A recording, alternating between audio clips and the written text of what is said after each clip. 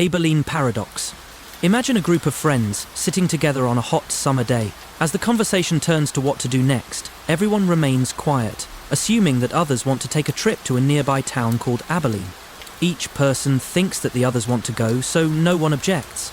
Eventually, they all head to Abilene, only to discover that none of them really wanted to go in the first place. Everyone assumed that the others wanted it, and in the end, they all ended up making a decision they didn't actually want. This situation illustrates the Abilene Paradox, a phenomenon where a group makes a collective decision that no individual actually favors, driven by the misconception of others' desires and the failure to communicate honestly.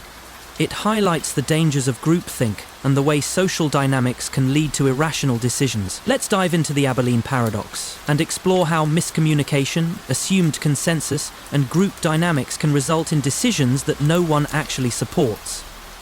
The Abilene Paradox was first described by Jerry B. Harvey in 1974 in his article, The Abilene Paradox, The Management of Agreement. Harvey, a management expert, coined the term after a personal anecdote in which a group of people went on a trip to Abilene, a town in Texas, even though none of them actually wanted to go. This experience inspired him to explore how groups often make decisions that no one really wants, but which arise from a misunderstanding of the group's desires and a reluctance to voice disagreement. The Abilene Paradox highlights the psychological phenomenon of groupthink, in which individuals within a group may suppress their true preferences or opinions because they believe others are in favor of a particular course of action. In the paradox, each group member believes that their desire for the trip to Abilene is unique, so they remain silent, assuming everyone else wants to go. The result is a decision that no one actually agrees with, driven by the fear of conflict or the desire to maintain social harmony. The paradox has become an important concept in organizational behavior, social psychology, and management theory, as it demonstrates how miscommunication and unspoken assumptions can lead to ineffective group decisions.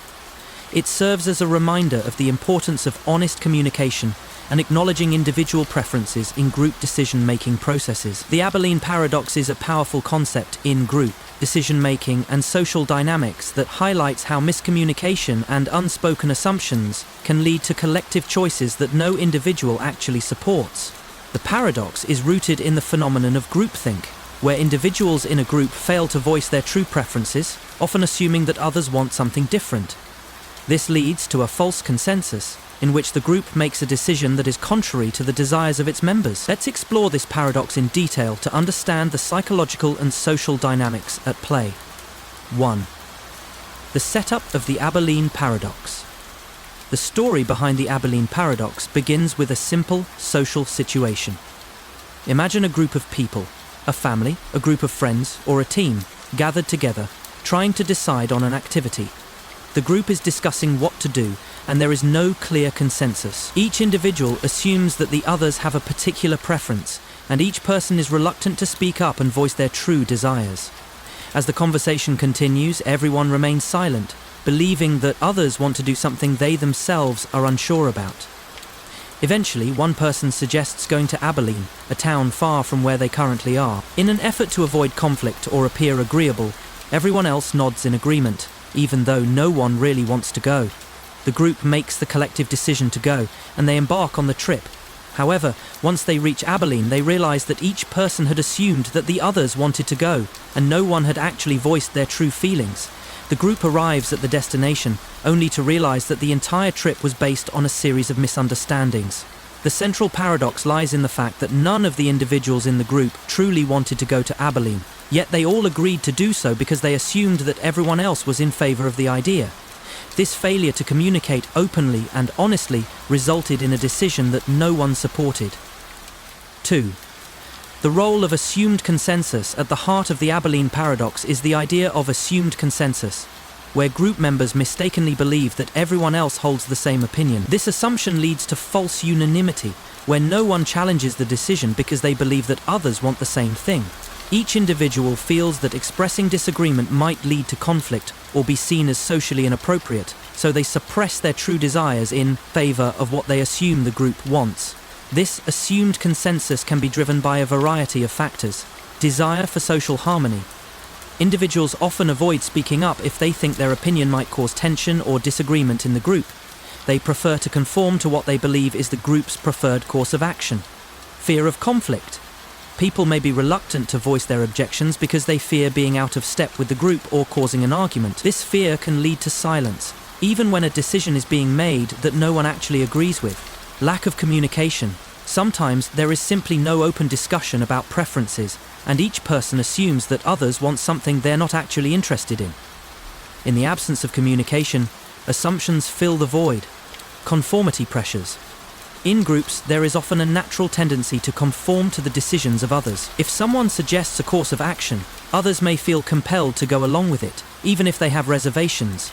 These dynamics result in a situation where no one speaks up, and the group makes a decision that is counterproductive or undesirable for all members. 3.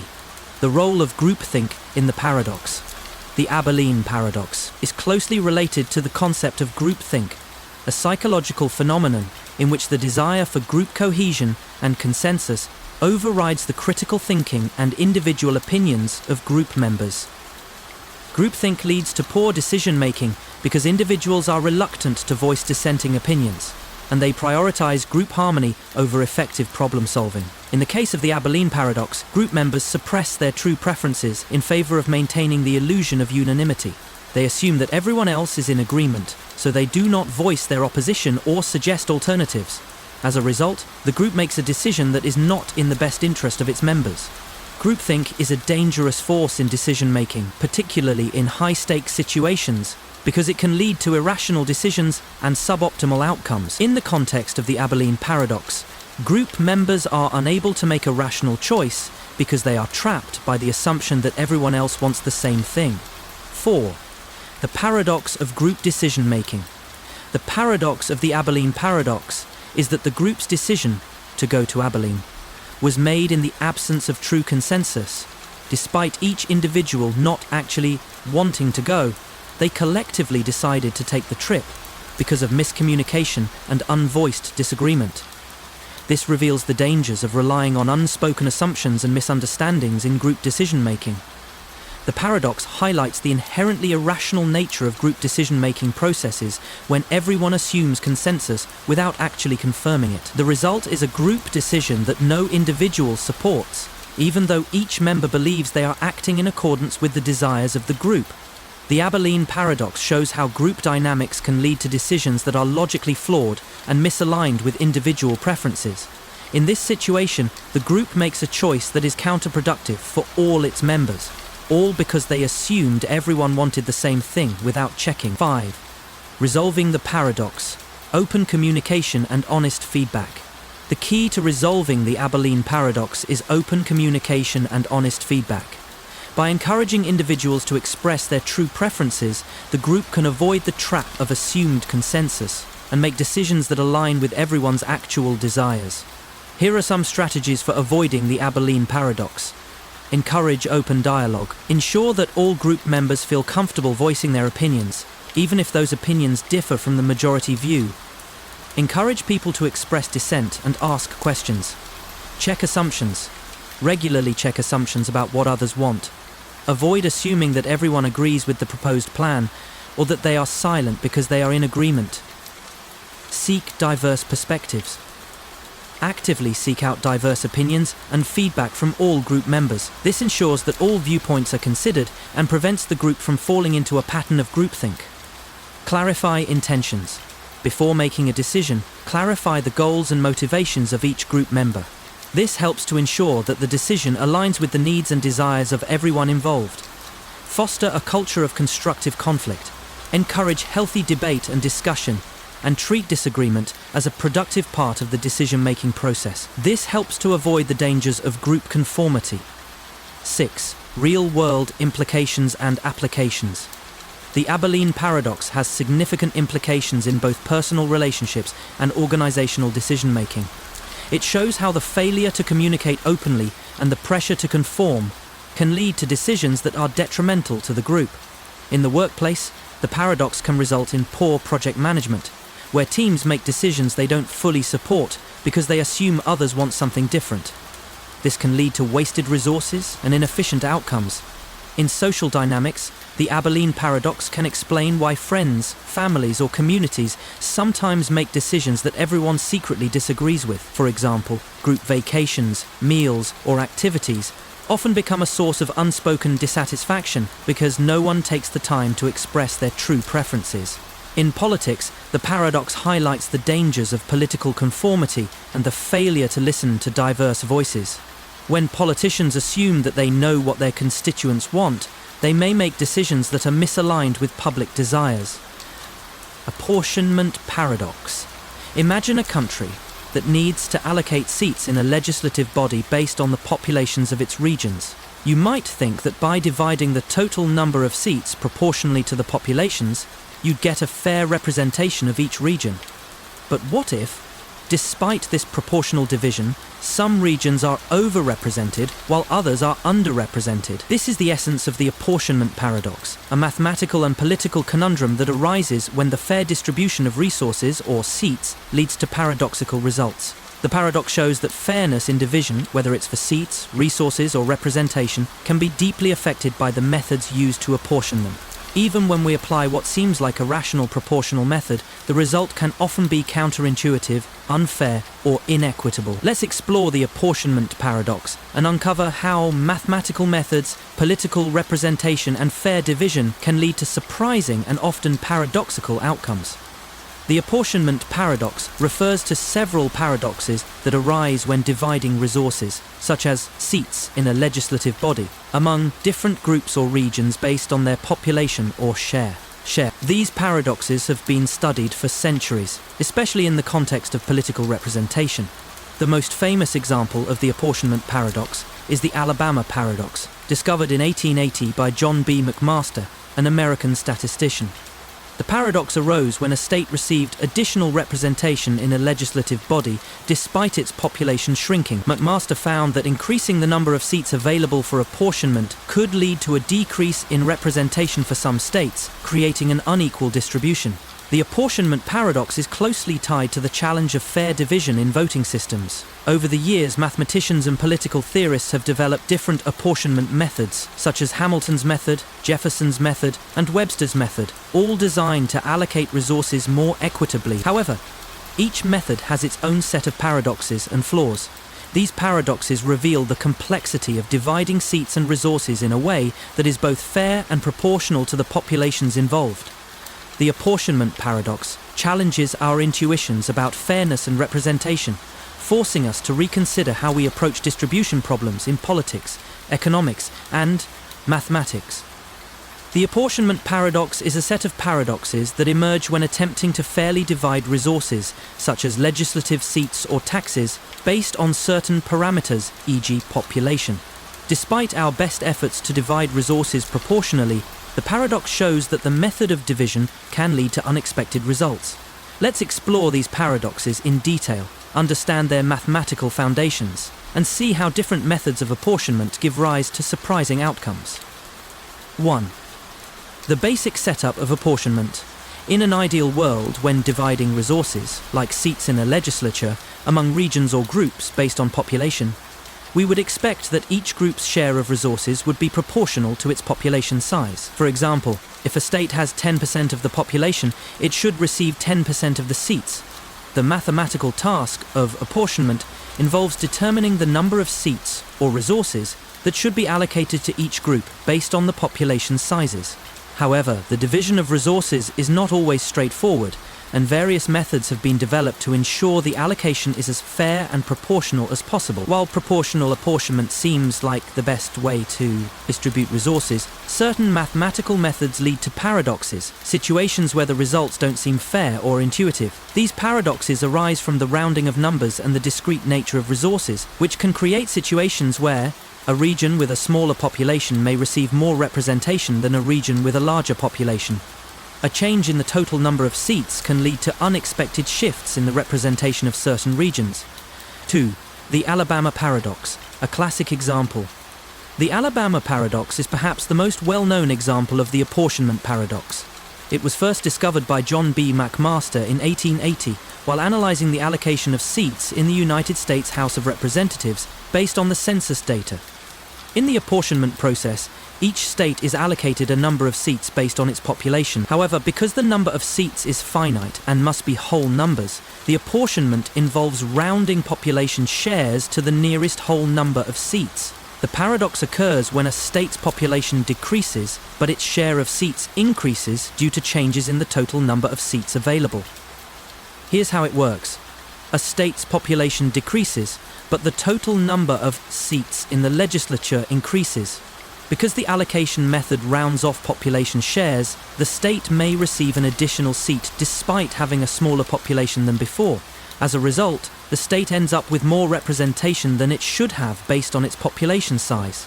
This is counterintuitive, because we expect that if a state's population shrinks, its representation should also shrink. The Alabama paradox shows that even when using proportional methods, changes in the total number of seats can lead to irrational outcomes. 3. The role of rounding in apportionment paradoxes. A central cause of the apportionment paradox is the process of rounding. When dealing with fractional seats, there is always the issue of whether to round up or round down a fractional result. This process introduces discrepancies between the proportional allocation and the actual allocation. For example, suppose a state's population entitles it to 2.5 seats based on the proportions. But because we can only give whole seats, we must decide whether to round up to 3 seats or round down to 2 seats. The decision on how to round will impact the overall fairness of the distribution, leading to potential paradoxes, where groups with smaller populations may end up being overrepresented or underrepresented. 4. Other apportionment paradoxes. Several other paradoxes arise from different methods of apportionment. These include A. The new states paradox. In this paradox, a new state is added to an apportionment system, and the addition of the new state causes a reallocation of seats that results in some existing seats losing seats, even though their populations haven't decreased. The paradox occurs because the total number of seats is fixed, and adding a new state requires redistributing existing seats, leading to situations where states lose representation despite not having any change in population. B. The population paradox. This paradox happens when two states have very similar populations but receive different numbers of seats due to the rounding process. It shows how small changes in population can lead to disproportionate changes in representation, even when the states are almost identical in size. C. The quota paradox. In this paradox, the use of certain apportionment methods can result in not meeting the quota of seats that a group is entitled to. For example, if a group is entitled to 3.5 seats, rounding may result in them receiving either 3 or 4 seats, but never the exact 3.5 seats. This leads to unfair outcomes, where some groups are overrepresented or underrepresented. D. The Georgia paradox. This paradox occurs when a method of apportionment leads to inconsistent results when the population changes slightly. It shows that even minor shifts in population can drastically change the apportionment outcome, leading to discrepancies in representation across regions. 5. Methods of apportionment and their paradoxes. Over the years, various methods have been proposed to allocate seats more fairly. These methods include Hamilton's method. This method involves dividing the population by a standard divisor to determine the number of seats each group should receive. It is simple, but can lead to the Alabama paradox. Jefferson's method. This method uses a lower divisor to allocate seats, which can lead to better fairness, but may result in underrepresentation for some groups. Webster's method. This method uses a geometric mean to determine seat allocation, balancing between fairness and representation. Daunt's method. A mathematical method used to allocate seats based on proportional representation, often used in European elections. Each of these methods can lead to paradoxical outcomes, depending on how seats are divided and how rounding is handled. The paradoxes highlight the complexities of dividing finite resources in a way that is both fair and proportional to the populations being represented. 6. Resolving the apportionment paradox. While it's impossible to completely eliminate paradoxes from apportionment methods, there are steps that can be taken to minimize their impact. Ensure transparency. Clear communication and public understanding of how apportionment methods work can help mitigate the impact of paradoxical outcomes. Use multiple methods. Sometimes, using a combination of methods can lead to fairer outcomes. ensuring that no one method disproportionately favors certain groups. Adjust for population shifts. Regularly reviewing population changes and adjusting apportionment systems can help ensure that resources are distributed fairly. Alabama Paradox. Imagine a situation where a state's population decreases, yet it gains an additional seat in a legislative body. It sounds impossible, doesn't it? But this is exactly what happens in the Alabama Paradox, a perplexing result in apportionment theory. In the process of dividing a fixed number of seats among states based on their populations, the addition of seats can sometimes result in a state with a shrinking population gaining more representation. This paradox highlights the unexpected consequences of applying proportional allocation methods to real-world situations. While we might assume that decreasing populations would naturally lead to fewer seats, the Alabama paradox shows how a shift in the total number of available seats can cause disproportional changes in representation.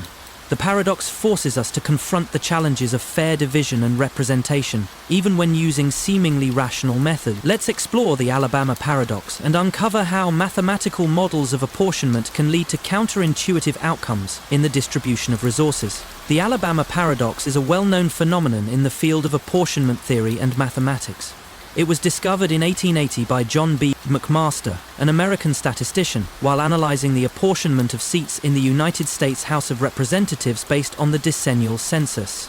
The paradox arose when an increase in the total number of seats in the House led to a situation where states with shrinking populations actually received more seats, while other states with growing populations received fewer. The paradox occurs due to the method used for apportioning seats, which involves rounding the fractions of seats each state is entitled to. The rounding process sometimes leads to a situation where adding more seats to the total number of available seats does not always result in proportional fairness. In the case of the Alabama paradox, the result was that states with declining populations received extra seats simply because of the way the apportionment algorithm handled rounding. The Alabama paradox has been the subject of study in mathematics, political science, and economics. It reveals the complexities of fair resource allocation and has influenced the development of alternative methods of apportionment, such as Hamilton's method, Jefferson's method, and Webster's method, each designed to minimize the occurrence of such paradoxes in the apportionment process. The Alabama paradox is a fascinating and counterintuitive result in apportionment theory that highlights the challenges of fairly distributing resources, such as seats in a legislature, based on population size. The paradox occurs when the total number of seats increases and a state with a shrinking population receives more seats, even though the population of that state has decreased. Let's explore the paradox in detail to understand its implications for fair representation and the complexities of dividing resources. 1. The basic setup of the Alabama paradox.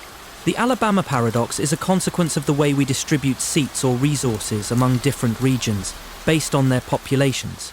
The goal is to allocate a fixed number of seats in such a way that each region receives a proportional share based on its population. In the case of the United States House of Representatives, the number of seats is fixed at 435, and the task is to divide these seats among the 50 states based on their populations, as determined by the decennial census. The apportionment process is governed by certain rules and algorithms that allocate a number of seats to each state. One common method is the Hamilton method, which is a proportional method that distributes seats based on population. The method works as follows. The total population of the country is divided by the total number of seats to find the standard divisor, i.e., the number of people per seat. Each state is then assigned a number of seats based on its population using the standard divisor. However, since the number of seats must be a whole number, the number of seats each state gets is rounded according to a predefined method, usually rounding down to the nearest whole number. The problem arises because the apportionment process is discrete. We can't assign fractional seats, so we have to round. This rounding can lead to situations where, despite a state's population decreasing, it gains an additional seat if the total number of seats available is increased. This is the core of the Alabama paradox. 2. The paradox: decreasing population, increasing seats. Let's consider the specific example of the Alabama paradox in the context of the 1880 US Census. In this case, the population of Alabama had decreased, but when the total number of seats in the House of Representatives was increased, Alabama ended up gaining an additional seat, despite its shrinking population. How the paradox works. The total number of seats. In the 1880 census, the total number of seats in the House of Representatives was increased to 358. The apportionment process. The states were allocated seats based on the population, but the rounding process led to a situation where Alabama, despite its shrinking population, was assigned an additional seat. The outcome. Alabama's population was smaller than some other states, but because the total number of seats increased, Alabama ended up with more representation than it had before, even though its population had declined. This resulted in a paradoxical situation, where Alabama gained a seat at the expense of other states with larger populations. This situation highlights the flaws in the apportionment method, and demonstrates how small changes in the total number of seats can lead to disproportionate changes in representation. The Alabama Paradox shows that adding more seats does not always result in a fairer or more proportional allocation. 3. The role of rounding in the paradox. At the heart of the Alabama Paradox is the issue of rounding in the apportionment process. When we allocate seats based on population, we often end up with fractions of seats. For example, if a state's population entitles it to 2.7 seats, we need to decide whether to round it down to 2 seats or round it up to 3 seats. The rounding process is what leads to the paradox.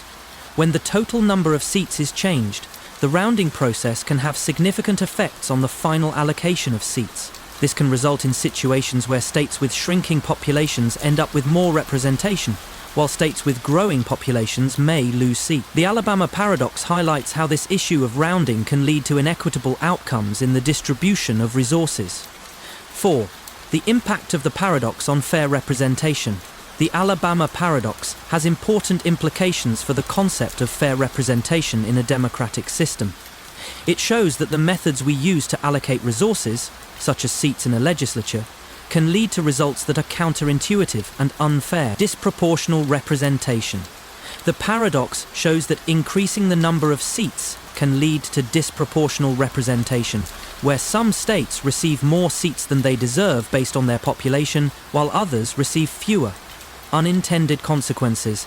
The Alabama Paradox highlights how changes in the total number of seats can have unintended consequences that are difficult to predict, especially when the rounding process is involved. Fairness in apportionment. The paradox forces us to reconsider the fairness of apportionment methods and the impact of discrete decisions like rounding on the overall distribution of resources. It also demonstrates that proportional methods of apportionment are not always as fair as they seem. 5. Solutions to the Alabama Paradox. While the Alabama Paradox cannot be completely avoided, there are several alternative methods of apportionment that can help mitigate its impact. Hamilton's method.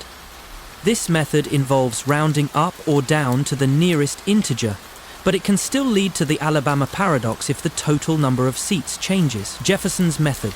This method involves adjusting the divisor to ensure that each state gets the number of seats it is entitled to, but it may lead to underrepresentation for larger states. Webster's method. This method uses a rounding rule based on the geometric mean, and it provides a compromise between Hamilton's and Jefferson's methods. D'Hondt method. This method is often used in proportional representation systems and minimizes the occurrence of paradoxes by balancing proportionality and fairness. By using these methods or adopting new apportionment techniques, we can help reduce the disproportionate outcomes caused by the Alabama Paradox and ensure fairer distribution of seats and resources. 6. Broader implications of the Alabama Paradox. The Alabama Paradox is not just a problem in political apportionment. It has broader implications for any system that requires the fair division of resources, whether it's dividing taxes, budgets, or other forms of allocation. The paradox shows that even small changes in the total number of resources can lead to unpredictable and inequitable outcomes. The paradox has applications in fields such as economics, public policy, and social sciences, where the fair division of resources is crucial. It also challenges the way we think about representational fairness and highlights the importance of transparent and well-designed allocation systems. New States Paradox. Imagine a country that has a fixed number of seats in its legislature, and each state is allocated seats based on its population. Now imagine that a new state is added to the country. You might think that this would simply mean dividing the existing seats among the states and adding one for the new state. But here's the paradox. Adding a new state can cause existing states to lose seats. even though their populations haven't changed. This is the new states paradox, a surprising outcome in apportionment theory that shows how the addition of a new region can cause a shift in representation that seems counterintuitive. It highlights the complexity of dividing resources in a finite system and reveals the surprising consequences of changing the rules of representation. Let's dive into the new states paradox and explore how mathematical methods of apportionment can lead to unintended outcomes when new regions are added to a system. The new states paradox is a phenomenon in apportionment theory that arises when a new state or region is added to a legislative system. The paradox occurs when the addition of a new state causes existing states to lose seats, even though their populations remain the same. This paradox has been a subject of study in mathematics, political science, and economics, as it reveals the complexities of fair representation and resource allocation in a finite system. The paradox is often attributed to the issue of rounding in the apportionment process, where fractional seats are rounded up or down to the nearest whole number. The process of allocating seats to a new state can disrupt the existing distribution of seats, causing some states to lose seats as the total number of seats increases. This situation is counterintuitive because it seems like adding a new state should result in more seats for everyone, but instead, some states lose representation. The new states paradox is closely related to the Alabama paradox, which arises from similar issues in apportionment methods. It demonstrates the challenges of dividing resources fairly and highlights the limits of proportional representation when dealing with finite quantities. The paradox has been explored in the context of the United States House of Representatives, where the addition of new states has historically caused reapportionment issues and has led to debates over the fairness of apportionment methods. The new states paradox is a fascinating and counterintuitive result in the field of apportionment theory, which deals with the fair division of seats, resources, or representation among different regions or groups. The paradox arises when a new state or region is added to an apportionment system, and this leads to existing regions losing representation, even though their populations haven't changed. This paradox challenges our understanding of how fair and proportional systems of representation should work, especially when the total number of available seats is fixed. Let's break down this paradox and explore the underlying mathematical and political principles. 1. The setup of the new states paradox. In any apportionment system, the goal is to divide a fixed number of seats among a set of states or regions based on their population. The idea is to allocate seats so that each state receives a proportion of the total number of seats that reflects its population size. However, when a new state is added to the system, the total number of available seats typically increases to accommodate the new state's population. At first glance, it seems that the addition of a new state should lead to more representation for everyone. Existing states should receive more seats as the total number of seats increases, and the new state should receive an appropriate allocation based on its population. But here's where the paradox occurs. Existing states can lose seats in the process. This happens because the apportionment method that is used to allocate seats typically involves rounding fractional seat allocations to the nearest whole number. When a new state is added, the allocation of seats is recalculated, and the process of rounding can cause the redistribution of seats in ways that lead to underrepresentation for some regions. 2. The apportionment process and its rounding issues. To understand the new states paradox, we need to look at the mathematical process of apportionment. Apportionment is typically done using methods like Hamilton's method, Jefferson's method, or Webster's method, each of which tries to allocate seats in a fair and proportional way. However, these methods often involve rounding fractional seat values to whole numbers, which can lead to counterintuitive results. For example, suppose we have a country with 100 total seats in its legislature, and 4 states, each with populations of State A, 40% of the population, State B, 30% of the population, State C, 20% of the population, State D, 10% of the population. Based on these percentages, each state should receive State A 40 seats, State B 30 seats, State C 20 seats, State D 10 seats. Now, let's say that the total number of seats in the legislature is increased to 105 seats to accommodate the addition of a new state. Using the same proportional allocation method, we would expect the number of seats for each state to increase proportionally.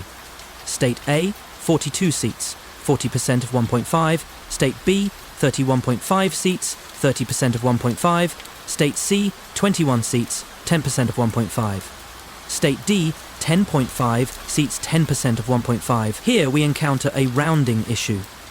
We can't give a state half a seat, so we must decide whether to round up or down. After rounding, the allocation might look something like this. State A, 42 seats, State B, 32 seats, State C, 21 seats, State D, 10 seats. Now, notice that State B has gained an extra seat, but State D has lost a seat. Despite State D's population not changing, it now receives one fewer seat than before, simply because the total number of seats in the legislature increased. This demonstrates the new states paradox. The addition of a new state can cause existing states to lose seats, even if their populations have remained constant. 3. The paradox of losing seats. The new states paradox arises because of the nature of discrete seat allocation and the rounding process. When the total number of seats in a legislature is fixed, adding new seats can create disproportional outcomes. This happens because when seats are redistributed, rounding causes shifts in the allocation, and some regions that should receive more representation based on population growth may actually end up with fewer seats. Rounding issues. When fractional seat allocations occur, rounding to the nearest whole number can lead to the underrepresentation of certain states, especially those whose populations have grown only slightly. The introduction of a new state changes the overall distribution, which can cause existing states to lose seats they would have otherwise retained. Finite resources. The paradox is a direct consequence of the fact that we are working with finite resources, in this case, a fixed number of seats. As the number of seats increases, the process of redistributing seats among existing states becomes more complex, and the allocation may no longer reflect the true proportionality. 4. Real-world examples of the new states paradox. The new states paradox has been observed in real-world apportionment processes. One of the most famous examples is the addition of Alaska and Hawaii to the United States in 1959. When these two new states were admitted, the apportionment of seats in the US House of Representatives had to be adjusted, and the addition of new states led to shifting representation in ways that were not immediately obvious. For example, some states that had been gaining population and expected to receive more seats found that after the addition of new states, they actually lost seats. This was a direct result of the rounding and apportionment methods used in the US system, demonstrating the new states paradox in action. 5. Resolving the paradox. Better apportionment methods. While the new states paradox cannot be entirely avoided, there are methods that can help reduce its impact. Several solutions to the problem have been proposed, and new apportionment methods have been developed to minimize the disproportionate effects of adding new states. Proportional allocation. Some methods attempt to balance the proportionality of seat allocation by adjusting the divisor used to calculate seat allocations, ensuring that the representation of each state is fair and consistent. Multi-step rounding. Some methods use multi-step rounding, techniques that account for the overall distribution of seats and allow for greater fairness when new states are added. Reapportionment, adjustments, regularly reviewing and adjusting the apportionment system to account for changes in population and the addition of new states can help prevent disproportionate outcomes and ensure that representation is fair. 6. Broader implications of the new states paradox. The new states paradox has significant implications beyond just the apportionment of seats in legislatures. It serves as a reminder of the challenges inherent in dividing finite resources fairly, especially when the distribution is subject to rounding, discrete decisions, and population shifts. The paradox is also relevant in fields such as resource allocation. The new states paradox highlights how the addition of new participants or regions can disrupt the equitable distribution of resources, whether in political systems, economics, or corporate governance. Public policy. Policymakers must be aware of the complexities involved in creating fair representation systems, especially in countries that are experiencing population growth or changes due to new regions joining the system. Political representation. The paradox underscores the importance of designing fair and equitable systems of representation that accurately reflect the needs and desires of all groups, while avoiding unintended consequences. Population paradox.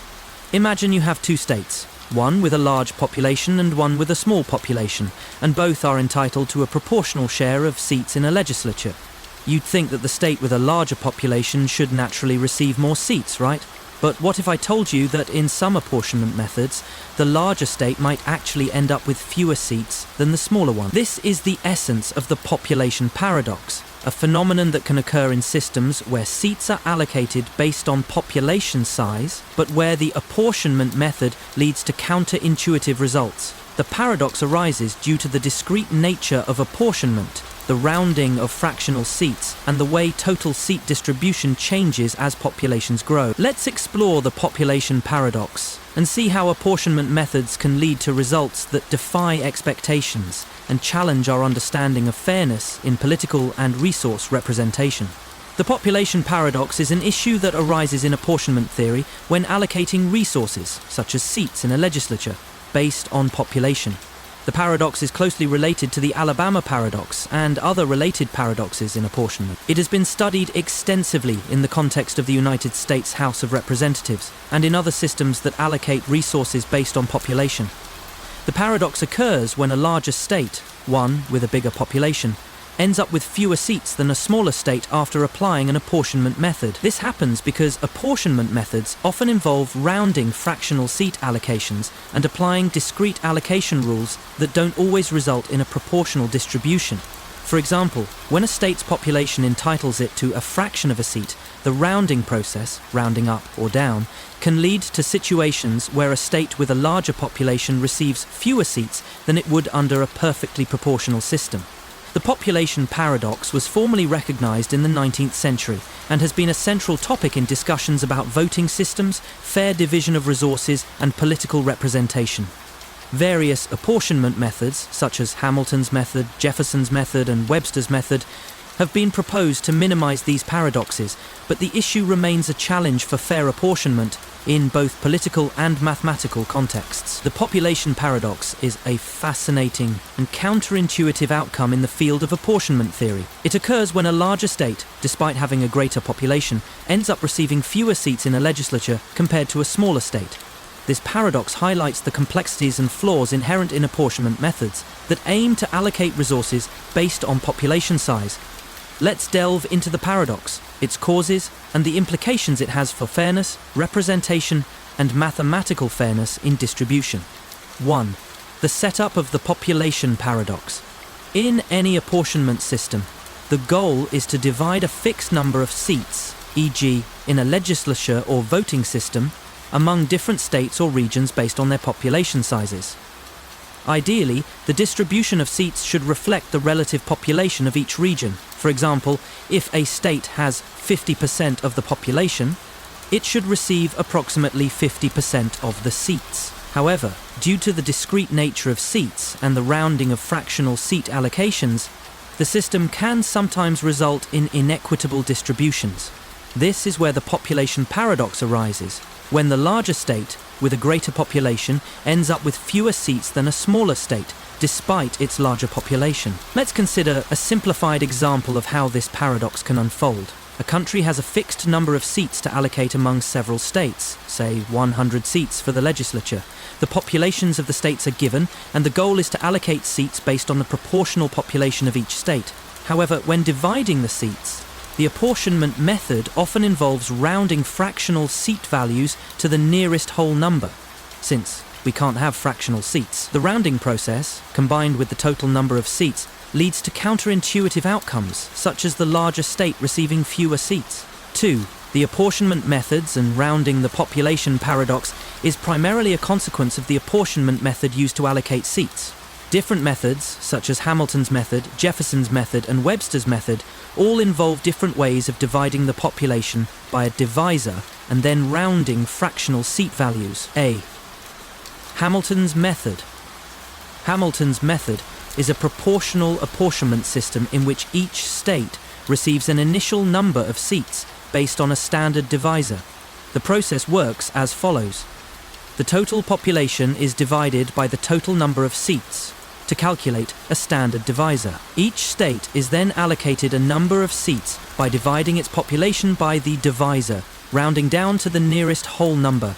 After the initial allocation, any remaining seats are assigned one by one to the states with the largest fractional remainders. the portion of seats that weren't allocated. While Hamilton's method is intended to ensure proportionality, the rounding process often leads to the population paradox, where a state with a larger population may receive fewer seats due to the rounding process.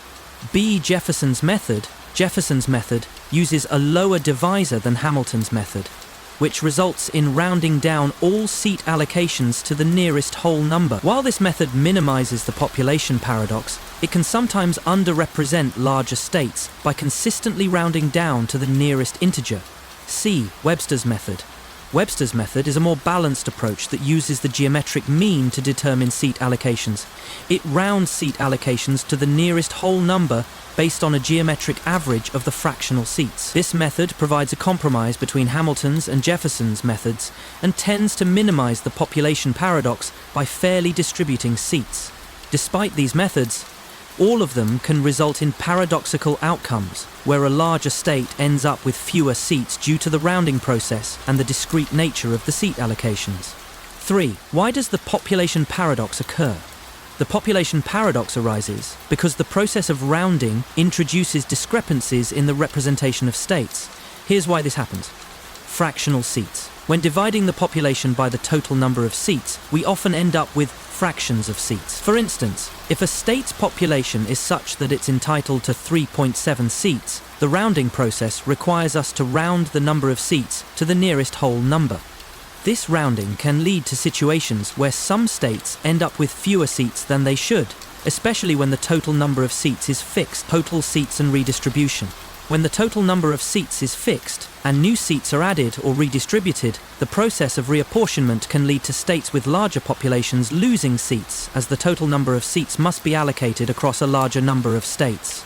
This creates disproportionate results, where larger states lose seats and smaller states gain them. Finite divisions. Apportionment is inherently a discrete process. We can't assign fractional seats in practice, and we must round the results, which can create inconsistencies in how representation is distributed among states. 4. The impact of the population paradox on fair representation. The population paradox has significant implications for fair representation. The paradox demonstrates that even when using proportional apportionment methods, the rounding process can lead to inequitable outcomes. These issues of representation are particularly critical in democratic systems, where the goal is to ensure that each region or state has representation that is proportional to its population. Underrepresentation. The paradox can lead to underrepresentation for larger states, as they may end up with fewer seats than they are entitled to based on their population size. Misrepresentation. Smaller states may be overrepresented in comparison to their population size, resulting in disproportional political power. Inequitable outcomes. The paradox demonstrates that mathematical fairness doesn't always translate into real-world fairness, especially when rounding and discrete decisions come into play. 5. Addressing the population paradox.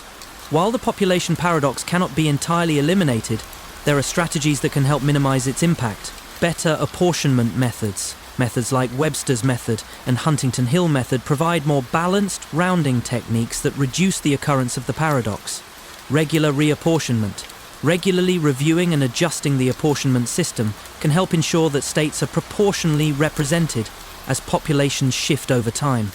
Proportional representation. Moving towards a system of proportional representation for voting can reduce the impact of rounding, as each vote would be worth roughly the same in terms of representation. Public awareness. Understanding the limitations of apportionment methods can help citizens and policymakers recognize when a system is failing to deliver fair outcomes and prompt reform. 6. Broader implications of the population paradox. The population paradox isn't just a problem for political systems. It also has broader implications for any system that deals with the fair division of resources. This includes economic systems, public policy, and any field where resources are allocated based on size or population. The paradox highlights the challenges of discrete resource allocation and the limitations of proportionality when resources are finite and must be divided. The population paradox shows that in systems with finite resources, achieving perfect proportionality is often difficult, and rounding and allocation methods can create unintended consequences that impact the fairness of representation. Arrow's paradox. Imagine you're part of a group that needs to make a collective decision.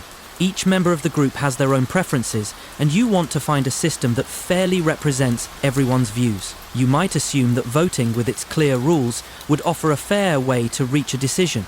But what if I told you that, in some cases, no voting system exists that can translate individual preferences into a fair group decision without violating certain fairness criteria? This is the heart of Arrow's paradox, a famous result in social choice theory. Proposed by economist Kenneth Arrow in the 1950 SES, it demonstrates that it's impossible to design a perfect voting system that satisfies all of the following conditions: non-dictatorship, universality, Pareto efficiency, and independence of irrelevant alternatives. The paradox reveals inherent flaws in group decision-making systems and challenges our understanding of what constitutes a fair election.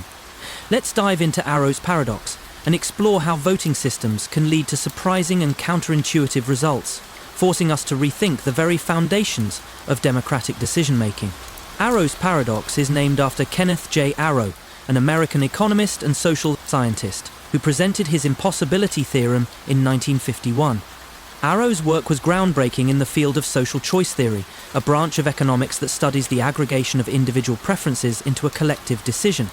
The impossibility theorem shows that no voting system can simultaneously satisfy all the fairness criteria that we intuitively associate with democratic decision-making. Arrow's paradox was a response to earlier attempts to design fair systems of social choice. He was trying to find a way to aggregate individual preferences in such a way that the resulting group decision is fair to all participants. His theorem, however, showed that certain reasonable criteria, like ensuring that the system doesn't favour any one individual or that it reflects all individuals' preferences, are mutually incompatible. In essence, Arrow demonstrated that it is impossible to create a perfectly fair voting system. Arrow's paradox is still widely studied today in political science, economics, and philosophy, as it has deep implications for voting systems, democratic representation, and fairness in decision-making. It challenges our assumptions about the fairness of collective decision-making and highlights the complexity of designing systems that truly reflect the diverse preferences of individuals. Arrow's paradox is a profound result in the study of voting systems and social choice theory. It presents the paradox that no voting system can simultaneously satisfy a set of seemingly reasonable fairness criteria when aggregating individual preferences into a collective decision. The paradox shows that the process of making collective decisions, whether in politics, economics, or other fields, faces fundamental limitations in terms of fairness. Let's break down the paradox, its implications, and the criteria involved. 1. The setup of Arrow's paradox. The basic setup of Arrow's paradox is as follows. Imagine a society or a group of individuals who must choose between different alternatives, for example, candidates in an election. Each individual has a preference order over the alternatives, e.g., they prefer candidate A over candidate B and candidate B over candidate C. Arrow's goal was to find a voting system that could fairly aggregate these individual preferences into a group decision. He sought a system that would satisfy a set of fairness criteria, conditions that we intuitively associate with democratic decision-making systems. Arrow's impossibility theorem shows that no voting system can satisfy all of the following fairness criteria at the same time. Non-dictatorship. No single individual should have the power to decide the outcome of the election regardless of the preferences of others. Universality. The system should be able to handle any set of individual preferences, including all possible rankings of the alternatives. Pareto efficiency. If every individual prefers one alternative to another, the group decision should reflect this preference, i.e., if everyone prefers option A over option B, the group should choose option A. Independence of irrelevant alternatives should depend only on the preferences of individuals between those two alternatives and not be influenced by the introduction or removal of other alternatives. The paradox occurs because Arrow's theorem shows that no voting system can satisfy all these conditions simultaneously. In other words, if we want to create a fair voting system that reflects individual preferences and respects democratic fairness, we will have to give up at least one of the conditions. 2. The criteria of Arrow's paradox. Let's take a closer look at the 4 key criteria Arrow used in his impossibility theorem. A. Non-dictatorship. The criterion of non-dictatorship states that no single individual should be able to dictate the outcome of the decision, regardless of the preferences of others. In a fair voting system, every individual's preferences should count, and the social choice should reflect the collective will of the group, not the will of a single person. For example, in a political election, it would be unfair if a single voter's preference determined the outcome, leaving the preferences of the others irrelevant. Arrow's theorem demonstrates that ensuring no one person has all the power in a decision-making process leads to conflicts with other criteria, such as universality and independence of irrelevant alternatives. B. Universality means that the voting system should be able to handle any possible set of individual preferences. In other words, the system should not be biased or limited by the structure of the preferences. It should be able to aggregate any combination of rankings into a single, coherent social choice. In practical terms, this means that if a group of voters has preferences over a set of alternatives, the system should be able to produce a consistent and definitive decision, no matter what the preferences look like. However, as Arrow's theorem shows, maintaining universality while also satisfying the other criteria leads to impossibility. See Pareto efficiency. The criterion of Pareto efficiency, also known as Pareto optimality, requires that if everyone in the group prefers one alternative to another, the group decision should reflect that preference. In other words, if everyone agrees that option A is better than option B, the group should choose option A. This seems like a reasonable fairness condition. If everyone agrees on something, the collective decision should respect that consensus. However, Arrow's theorem shows that ensuring Pareto efficiency can conflict with other conditions, particularly independence of irrelevant alternatives. D. Independence of irrelevant alternatives, IIA. Independence of irrelevant alternatives, IIA, states that the social preference between any two alternatives should not be affected by the presence or absence of other alternatives. In other words, the introduction of a new option or the removal of an option should not alter the group's decision between two existing options. For example, imagine an election where two candidates, A and B, are running and the group prefers A to B. If a third candidate, C, enters the race, the decision between A and B should remain unchanged. A should still be preferred to B, regardless of C's presence. However, IIA is one of the hardest conditions to satisfy. If IIA is respected, it becomes much harder to ensure that the group decision reflects everyone's preferences in a proportional and fair manner. This leads to contradictions with other criteria, like universality 3. The impossibility theorem and the paradox Arrow's impossibility theorem shows that no voting system can simultaneously satisfy all four of these criteria. The mathematical proof is based on the idea that any system that satisfies non-dictatorship, universality, Pareto efficiency, and independence of irrelevant alternatives will lead to inconsistencies and contradiction. In essence, these criteria cannot coexist within a single voting system that is truly fair in all cases. The paradoxical nature of Arrow's theorem. The paradox arises because we naturally assume that a fair voting system will satisfy all of these reasonable conditions.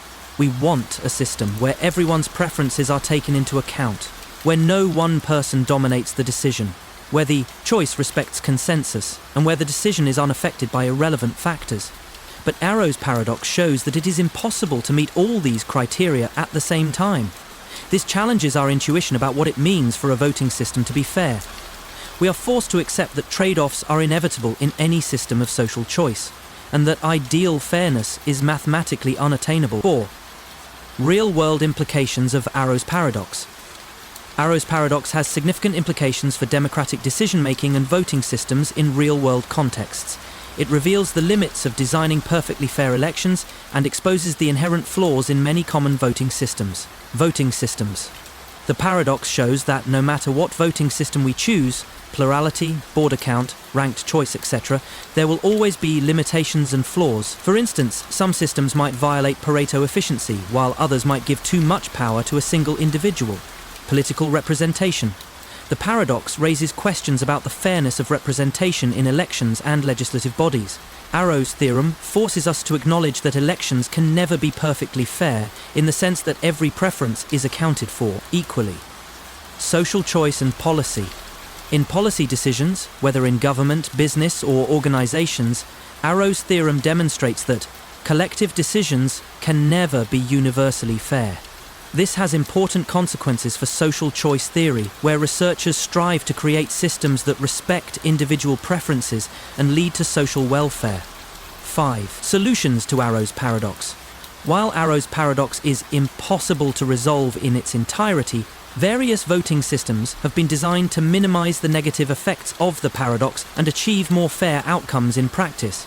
Some possible solutions include ranked choice voting, RCV. This system allows voters to rank candidates in order of preference. It tries to reduce issues related to majority rule and allows for a more nuanced reflection of voters' preferences. Proportional representation. This system ensures that political parties or groups receive representation that reflects their percentage of the vote, making it more proportional and fair in multi-candidate elections. Deliberative democracy. This system emphasizes the process of discussion and debate rather than just a simple voting outcome. It allows for a more inclusive decision-making process where preferences are shaped and refined through conversation. Buridan's ass paradox. Imagine a donkey standing exactly halfway between two identical bales of hay. The donkey is equidistant from both, and both bales look exactly the same. The donkey is starving and it needs to eat, but here's the problem. The donkey can't decide which bale to go to. It's rational and knows that it needs to eat, but it's frozen in a state of indecision because both options seem exactly the same. What happens next? The donkey doesn't move, it dies of hunger. This is the heart of Buridan's ass paradox, a classic thought experiment that highlights the limitations of rational decision-making in situations where the options are perfectly equal. It forces us to confront the idea that rationality alone may not be enough to make a decision, especially in situations of perfect symmetry. Let's explore Buridan's ass paradox and uncover the surprising implications it has for free will, choice, and decision-making.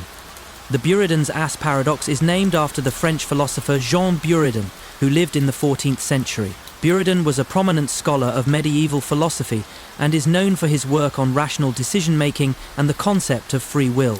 The paradox is a thought experiment he used to explore the nature of rational choice and decision-making. In the paradox, Buridan imagines a donkey placed exactly halfway between two identical bales of hay, both equally appealing and equally distant. The paradox arises because in this situation, the donkey is unable to choose which bale to go to. Since the bales are indistinguishable, the donkey has no rational basis for preferring one over the other. According to the principles of rational choice, the donkey should be able to make a decision, but in this case it fails to act, resulting in death by starvation. Buridan's ass paradox is used to illustrate the limitations of rational decision-making. The paradox suggests that when faced with two equally rational choices, an individual might be paralyzed by indecision, unable to make a choice at all. This highlights the complexity of free will, choice, and agency, especially in situations where the options are identical in all respects. The paradox has been widely discussed in philosophy, particularly in relation to issues of rationality, free will, and determinism. It raises questions about whether reason alone is enough to make decisions, or if there are deeper forces at play. The Buridan's ass paradox is a thought experiment that explores the concept of rational decision-making in a situation where two options appear identical and equally appealing. The paradox shows that when an individual is faced with two identical choices, rationality alone may not provide a clear basis for decision-making, leading to indecision and paralysis. The paradox challenges the assumption that rationality is always sufficient to make decisions, particularly in situations of symmetry. 1. The setup of Buridan's ass paradox. In the paradox, we are given the following scenario. A donkey is placed exactly halfway between two bales of hay, A and B. Both bales are identical in size, appearance, and appeal to the donkey. The donkey is starving and needs to eat, but it is rational and knows that it must choose one of the bales. Since the bales are identical, the donkey has no preference for either one. It is equidistant from both and faces a symmetrical choice. According to the principles of rational choice theory, the donkey should be able to choose one of the bales. But because there is no rational basis for choosing one over the other, the donkey is paralyzed by indecision.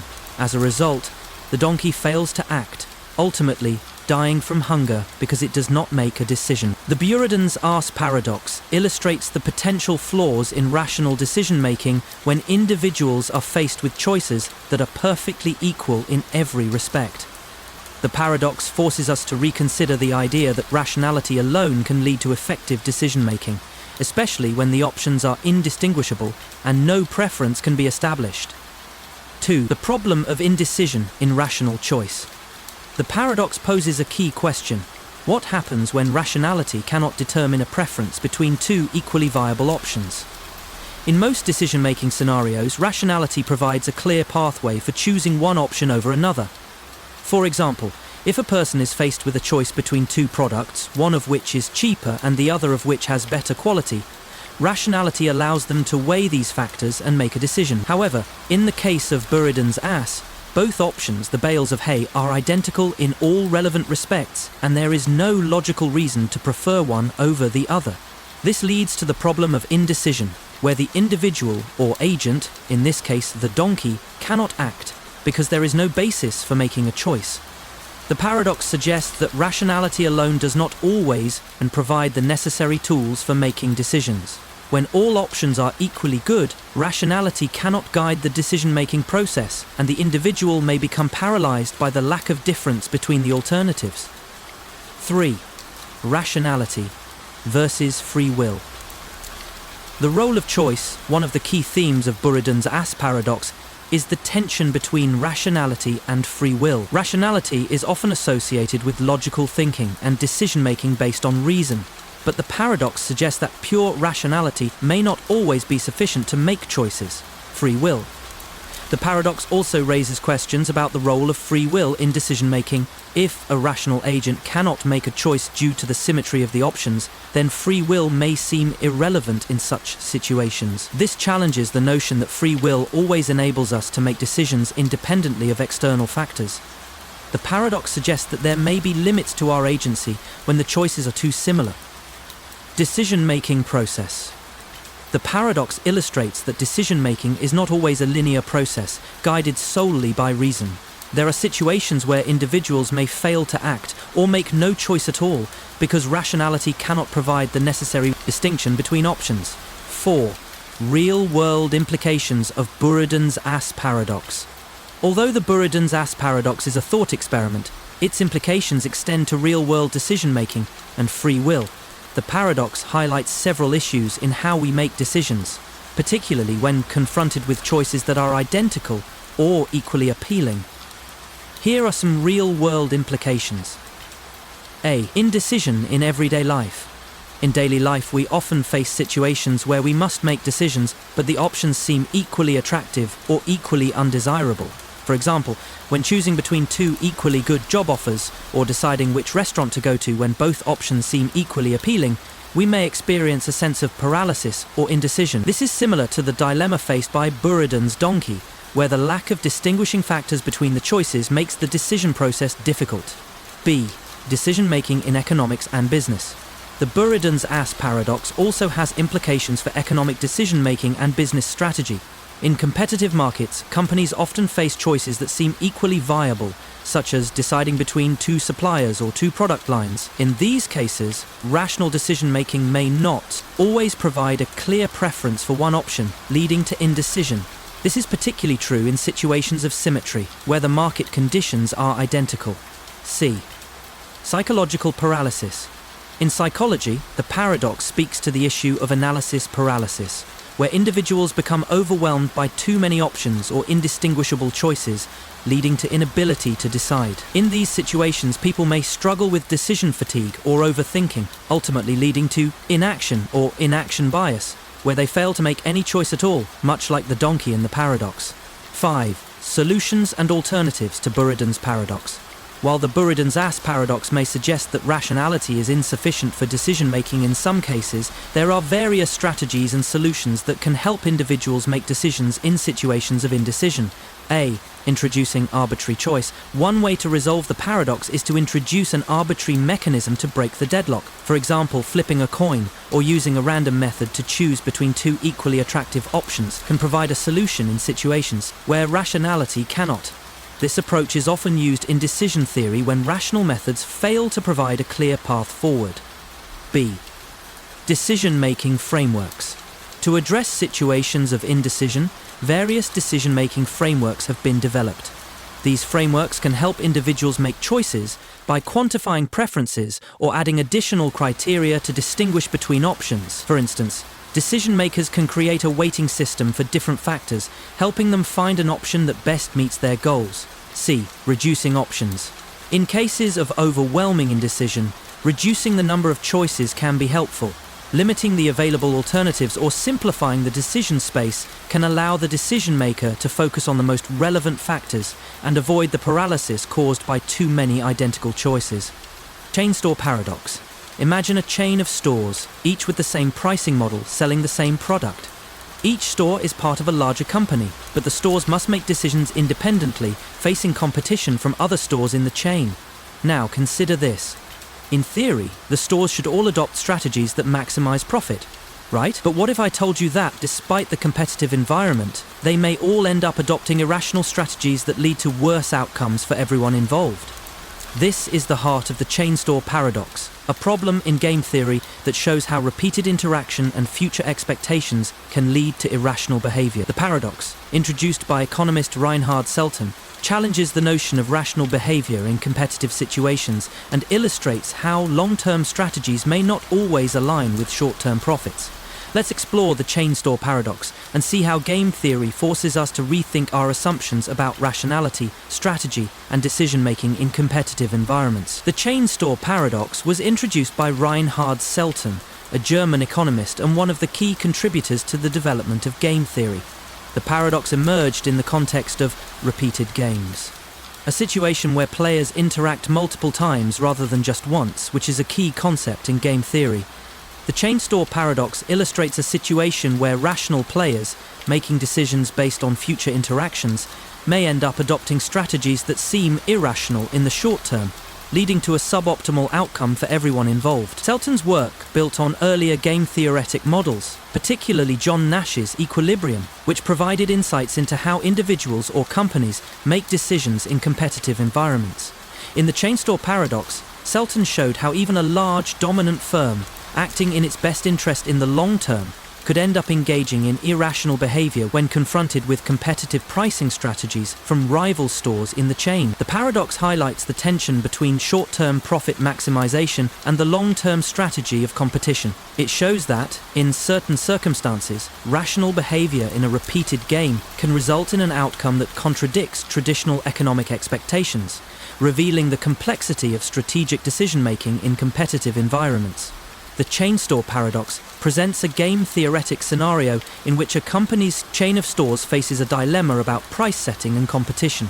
While we would expect the stores to engage in competition to maximize profits, the paradox reveals how strategies for long-term success can lead to irrational behavior in the short term, undermining both the firm's profits and the overall stability of the chain. Let's explore the paradox in detail and break down its components, consequences, and implications. 1. The setup of the chain store paradox. In the chain store paradox, the scenario is framed around a chain of stores that sell an identical product and face the same competitive environment. Each store in the chain is part of a larger organization, but they operate independently and must make decisions about pricing and strategy without direct collaboration. Let's consider the situation in simpler terms. A company operates several stores across different locations, and each store competes with other stores in the same market. The stores can adopt either a high pricing strategy or a low pricing strategy in response to competitors. The company, as a whole, aims to maximize profit across the entire chain, and each store makes decisions based on its perception of how other stores in the chain will behave. Now, this might seem straightforward. Each store should charge a price that maximizes its own profit, and over time, the chain should benefit from this competitive behavior. However, the paradox arises from the idea of repeated interaction in game theory, where decisions are made not just based on the immediate outcome, but also on expectations about future interactions. 2. The paradox of repeated competition. The paradox in repeated games arises from the fact that the stores in the chain are not playing a one-off game, but are instead interacting over time. In one-shot games, players make decisions based on immediate payoff. But in repeated games, players can adopt strategies that take into account future interactions and the long-term effects of decisions. In the case of the chain store paradox, the stores must consider how their pricing decisions will influence the decisions of other stores in the future. For example, if a store sets low prices to undercut competitors, it may succeed in the short term by attracting more customers. However, in the long run, this can trigger a price war across the chain, leading to lower profits for all stores, even the one that initiated the low pricing strategy. 3. The dilemma of rational decision-making. The paradox arises from the tension between short-term and long-term rational behavior. Each store, acting in its own best interest, may adopt a competitive strategy, e.g., lowering prices, to maximize its immediate profit. However, this strategy can have negative consequences for the entire chain in the long term. In game theory, a rational player is expected to make decisions that maximize payoff over time. In the context of the chain store paradox, rational players should understand that aggressive competition, e.g. cutting prices, will lead to a race to the bottom, resulting in a situation where all stores in the chain suffer due to reduced profits. But here's the twist. Even though cooperation, i.e. maintaining high prices, would be beneficial for the entire chain, the short-term incentives to undercut competitors often lead to irrational decisions that make the entire system worse. This is the core of the paradox. The rational pursuit of short-term profit ends up leading to worse long-term outcomes for all players involved. 4. The role of reputation and credibility. A critical element of the chain store paradox is the idea of reputation and credibility in repeated games. When players, in this case the stores, expect to interact repeatedly, they must consider the potential long-term consequences of their actions. If one store aggressively cuts prices, it might trigger similar behavior from other stores, leading to a downward spiral in prices. This behavior is often explained by the concept of a credible threat. A credible threat is a situation where players can make decisions in anticipation of future reactions. In the chain store paradox, the credible threat would be for stores to cooperate and maintain higher prices. However, the fear that other stores will undercut or lower prices breaks down this cooperation, even though the long-term result would be more beneficial for the whole chain. In real-world applications, companies face similar dilemmas when deciding whether to engage in price wars or cooperate on pricing strategies. The short-term benefits of reducing prices to attract customers can undermine the long-term stability of the company or the entire market. 5. The paradox of overreaction and escalation. In competitive environments, the chain store paradox reveals the tendency for overreaction and escalation in strategic decision-making. When one store lowers its prices, the expectation is that other stores will react by lowering their prices as well, which often leads to further competition. This overreaction and escalation can result in irrational behavior, where stores collectively adopt strategies that harm all of them. This happens because the players are making decisions not just for the present, but for future expectations. Each store might believe that if they don't lower prices first, they'll lose customers to other stores. This can lead to a price war that undermines everyone's profits. 6. The implications of the chain store paradox in real-world business. The chain store paradox has real-world implications for business strategy, market competition, and pricing models. It forces us to consider how long-term strategies may be undermined by immediate incentives and the behavior of competitors. Here are a few key insights. Price wars. The paradox helps explain why businesses sometimes engage in price wars, even when these wars lead to lower profits for everyone involved. The short-term competitive pressure to lower prices can lead to irrational behavior, where companies undercut each other to attract customers. Cooperative strategies. The paradox also highlights the importance of cooperation in long-term business strategy. Companies that understand the long-term benefits of maintaining prices or working together may be able to avoid the destructive cycle of price cutting. Market failures. The paradox is an example of how competitive markets can fail to lead to optimal outcomes for all players. Despite each company's rational pursuit of profit, the result of individual actions may be a suboptimal market outcome. Strategic decision-making. The chain store paradox shows that decision makers in businesses must think beyond immediate profits and consider the long-term implications of their strategies, taking into account how competitors will react to their moves. 7. Solutions and alternative strategies. While the chain store paradox suggests that rational behavior can sometimes lead to irrational outcomes, there are strategies that can help businesses navigate these challenges. Collaboration and price stability. Companies can engage in collaborative pricing or price stability agreements that help maintain higher prices and avoid destructive competition. Repeated game strategies. Businesses can use repeated game theory strategies to create a credible commitment to higher prices, knowing that future interactions with competitors will make cooperation more beneficial. Regulation and antitrust. Governments can regulate prices and prevent monopolies or unfair competitive practices, ensuring that businesses don't fall into price wars that harm the market and consumers. Decision-making paradox. Imagine you're about to make an important decision. You weigh the pros and cons, analyze the options, and come up with a rational, logical choice. But then, a new, seemingly irrelevant factor comes into play and your decision suddenly shifts. You thought you were acting rationally, but your choice now seems to contradict your original reasoning. Welcome to the decision-making paradox, a phenomenon where rational choices can lead to irrational outcomes due to the complexity of human decision-making.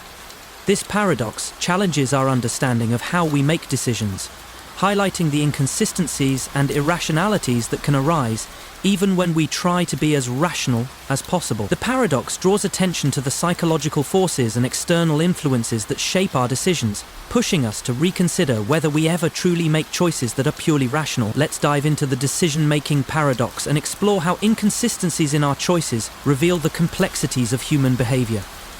The decision-making paradox has been discussed in philosophy, psychology, and economics for centuries. At its core, the paradox reflects the tension between rational decision-making and the irrational influences that often affect our choices. The paradox was first formally studied in the mid-20th century, particularly with the rise of behavioral economics, which examines how psychological and emotional factors influence decision-making in ways that often deviate from traditional models of rationality. One early contributor to this study was Herbert A. Simon, who introduced the concept of bounded rationality. Simon argued that individuals are not always able to make fully rational decisions because of limitations in time, information, and cognitive capacity. His work laid the groundwork for understanding how human decisions often diverge from theoretically rational outcomes. The decision-making paradox became more widely recognized through the work of psychologists like Daniel Kahneman and Amos Tversky, who explored how cognitive biases and heuristics lead to irrational decisions. Kahneman's prospect theory, in particular, showed that people make decisions based on perceived gains and losses, rather than final outcomes, which leads to inconsistent choices. As the study of decision-making has evolved, the paradox has helped shape fields such as behavioral economics, decision theory, and psychology, revealing the complexity of human behavior and the disconnect between rational thought and actual choice. The decision-making paradox is a fascinating and often frustrating aspect of human behavior. It occurs when people make choices that contradict their earlier reasoning, or when they adopt a strategy that leads to irrational outcomes, even when they are trying to act rationally. The paradox is most pronounced when individuals are faced with complex decisions that involve multiple factors, and when their choices are influenced by psychological biases and external pressures. Let's explore this paradox in greater depth and understand its key features, causes, and implications. 1. The setup of the decision-making paradox. In its simplest form, the decision-making paradox occurs when a person's decision seems to contradict their rational reasoning. For example, imagine a situation where someone is choosing between two options, A and B, based on several factors. After careful analysis, the person decides that A is the better option because it aligns with their goals and reasoning. However, when the time comes to make the choice, they end up choosing B. The paradox lies in the fact that their initial reasoning pointed them toward A, but the final decision doesn't match that logic.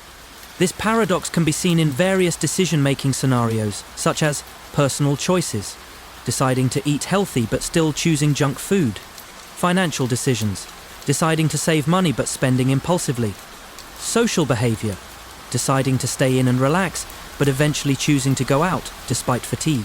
In each of these cases, individuals may make decisions that contradict their original intentions or reasoning, even though they might know better. 2. The influence of cognitive biases and heuristics. One of the key factors contributing to the decision-making paradox is the influence of cognitive biases and heuristics. These are mental shortcuts or tendencies that simplify decision-making, but often lead to irrational choices. A. Cognitive biases. Cognitive biases are systematic patterns of deviation from rationality in judgment and decision-making. Some well-known cognitive biases that contribute to the decision-making paradox include anchoring bias, the tendency to rely heavily on the first piece of information, the anchor, when making decisions. For example, if you're told that a product is on sale for 30% off, you may irrationally perceive the price as more attractive, even if the product is still expensive. Confirmation bias. The tendency to search for, interpret, or remember information that confirms one's pre-existing beliefs or decisions. This can lead to a paradox where individuals ignore contrary evidence despite knowing better. Loss aversion. People tend to prefer avoiding losses over acquiring equivalent gains. For example, individuals might stick with a bad investment because they want to avoid the psychological pain of realizing a loss, even when the decision is irrational in the long term. B. Heuristics. Heuristics are mental shortcuts or rules of thumb that people use to make decisions more quickly, but they can also lead to biases and poor decisions. Common heuristics include availability heuristic, the tendency to make decisions based on immediate examples that come to mind, often leading to overestimating the likelihood of events that are more memorable or recent, regardless of their actual probability. Representativeness heuristic, making decisions based on how much something resembles a typical case or prototype, which can lead to mistakes in judgment. These heuristics and biases can cause individuals to depart from rationality when making decisions, leading to contradictions between their intentions and the outcomes of their choices. 3. The role of emotions in decision-making. Emotions also play a significant role in the decision-making paradox. While rational decision-making is based on logical reasoning, emotions can sometimes take precedence and lead to irrational choices. Emotional reasoning. Emotions can cause individuals to make decisions that feel good in the short term, even if they know these choices might not be in their long-term best interest. For instance, a person might choose to buy an expensive item on impulse, despite knowing they should be saving money. Regret and counterfactual thinking. When people make decisions, they often think about what could have been. This leads to regret if they feel that their choice was not optimal. In some cases, the fear of future regret can influence decision-making, even if it leads to less optimal choices in the present. The paradox here is that emotions, while often rational in their own right, can distort decision-making when they conflict with rational thought. A person may, for instance, make a choice based on short-term emotional satisfaction, such as eating junk food, instead of long-term well-being, such as maintaining a healthy diet. 4. The impact of external influences on decision-making. External influences such as social pressure, advertising, and peer influence can also contribute to the decision-making paradox. Even if a person's reasoning leads them to make a particular choice, they might be swayed by external factors that lead them to act against their best judgment. Social influence. The desire to conform to others can lead individuals to make decisions that they would not otherwise make. For example, a person might go to a party they don't want to attend simply because they don't want to feel left out. Framing effects. The way a choice is presented or framed can drastically change a person's decision. For example, a product might be described as 90% fat-free, which sounds appealing, while the same product might seem less attractive if described as 10% fat. These external factors can lead to irrational behavior and exacerbate the paradox, as individuals may act contrary to their own reasoning due to external pressures or presentations of information. 5. Resolving the decision-making paradox. While the decision-making paradox demonstrates the limitations of pure rationality, there are ways to mitigate the irrational influences and make more consistent choices. A. Awareness of biases. Becoming aware of the cognitive biases and heuristics that influence decision-making is the first step in improving decision-making. By understanding how biases affect judgments, individuals can actively work to counteract them. B. Reflective decision-making. Taking time to reflect on decisions and ensuring they align with long-term goals can help reduce the influence of impulsive emotions and short-term satisfaction. This can be done by writing down pros and cons, seeking feedback from others, or simply pausing before making important decisions. C. Reducing external influence. Being mindful of external pressures and framing effects can help individuals make decisions that align with their true preferences, rather than being swayed by external factors. Reducing the number of choices and distractions can also improve decision-making. Ellsberg Paradox. Imagine you're given a choice between two bets. In one, you know exactly what the odds are, and in the other, the odds are uncertain, but the overall payoff seems similar. Given these options, you'd think that rational decision-makers would make the choice based purely on expected value. But what if I told you that most people prefer the option with known risks over the one with unknown risks, even if the odds of winning are exactly the same? This is the essence of the Ellsberg Paradox, a surprising phenomenon in decision theory that challenges the traditional theory of rational decision-making. Named after economist Daniel Ellsberg, the paradox demonstrates how people tend to avoid uncertainty, even when it contradicts their own rational interests. The paradox reveals that human behavior is not always driven by logic and reason, but is deeply influenced by the fear of the unknown. Let's explore the Ellsberg paradox and uncover how uncertainty affects our choices, and why rational decision-making sometimes leads to irrational behavior. The Ellsberg paradox was introduced by Daniel Ellsberg in 1961 as part of his research into decision theory and behavioral economics.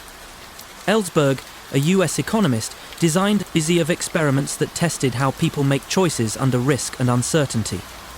His paradox challenged the assumptions of classical expected utility theory, which had long been a cornerstone of rational decision-making.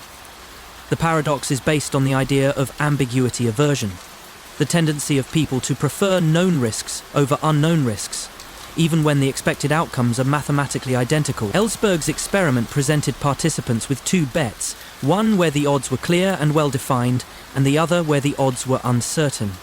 Despite both bets offering similar payoffs, most participants preferred the one with known probabilities, demonstrating a bias against uncertainty. The Ellsberg paradox is significant because it contradicts the assumptions of classical economic theory, which assumes that rational agents will always make decisions based purely on the expected value of the outcome.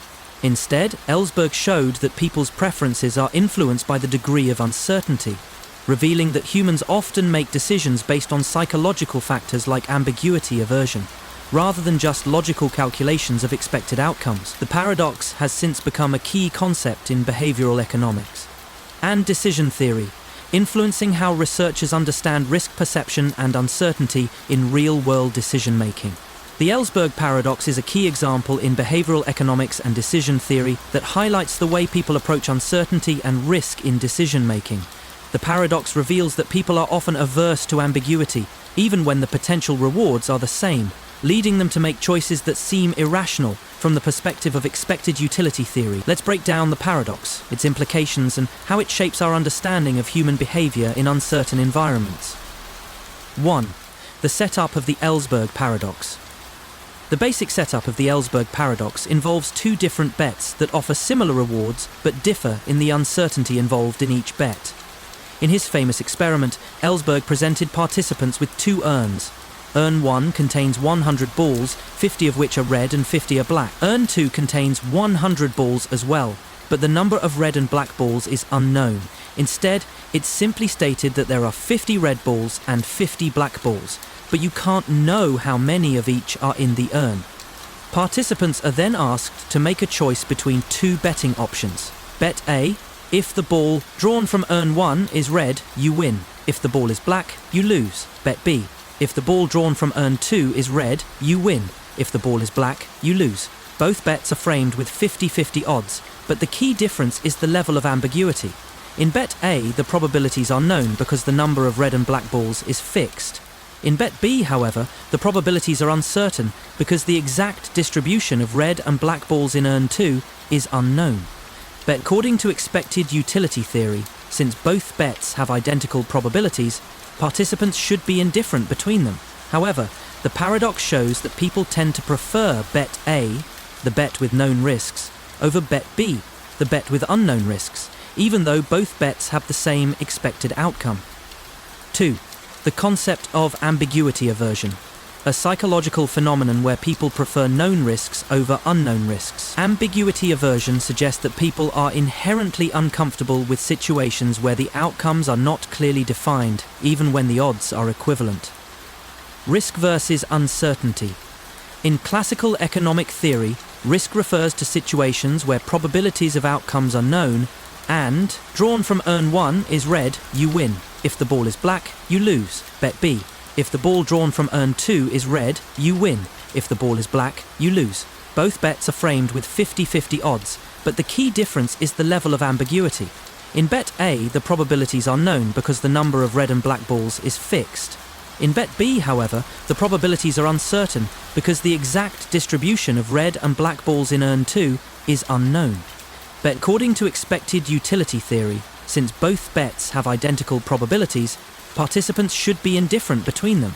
However, the paradox shows that people tend to prefer bet A, the bet with known risks, over bet B, the bet with unknown risks, even though both bets have the same expected outcome.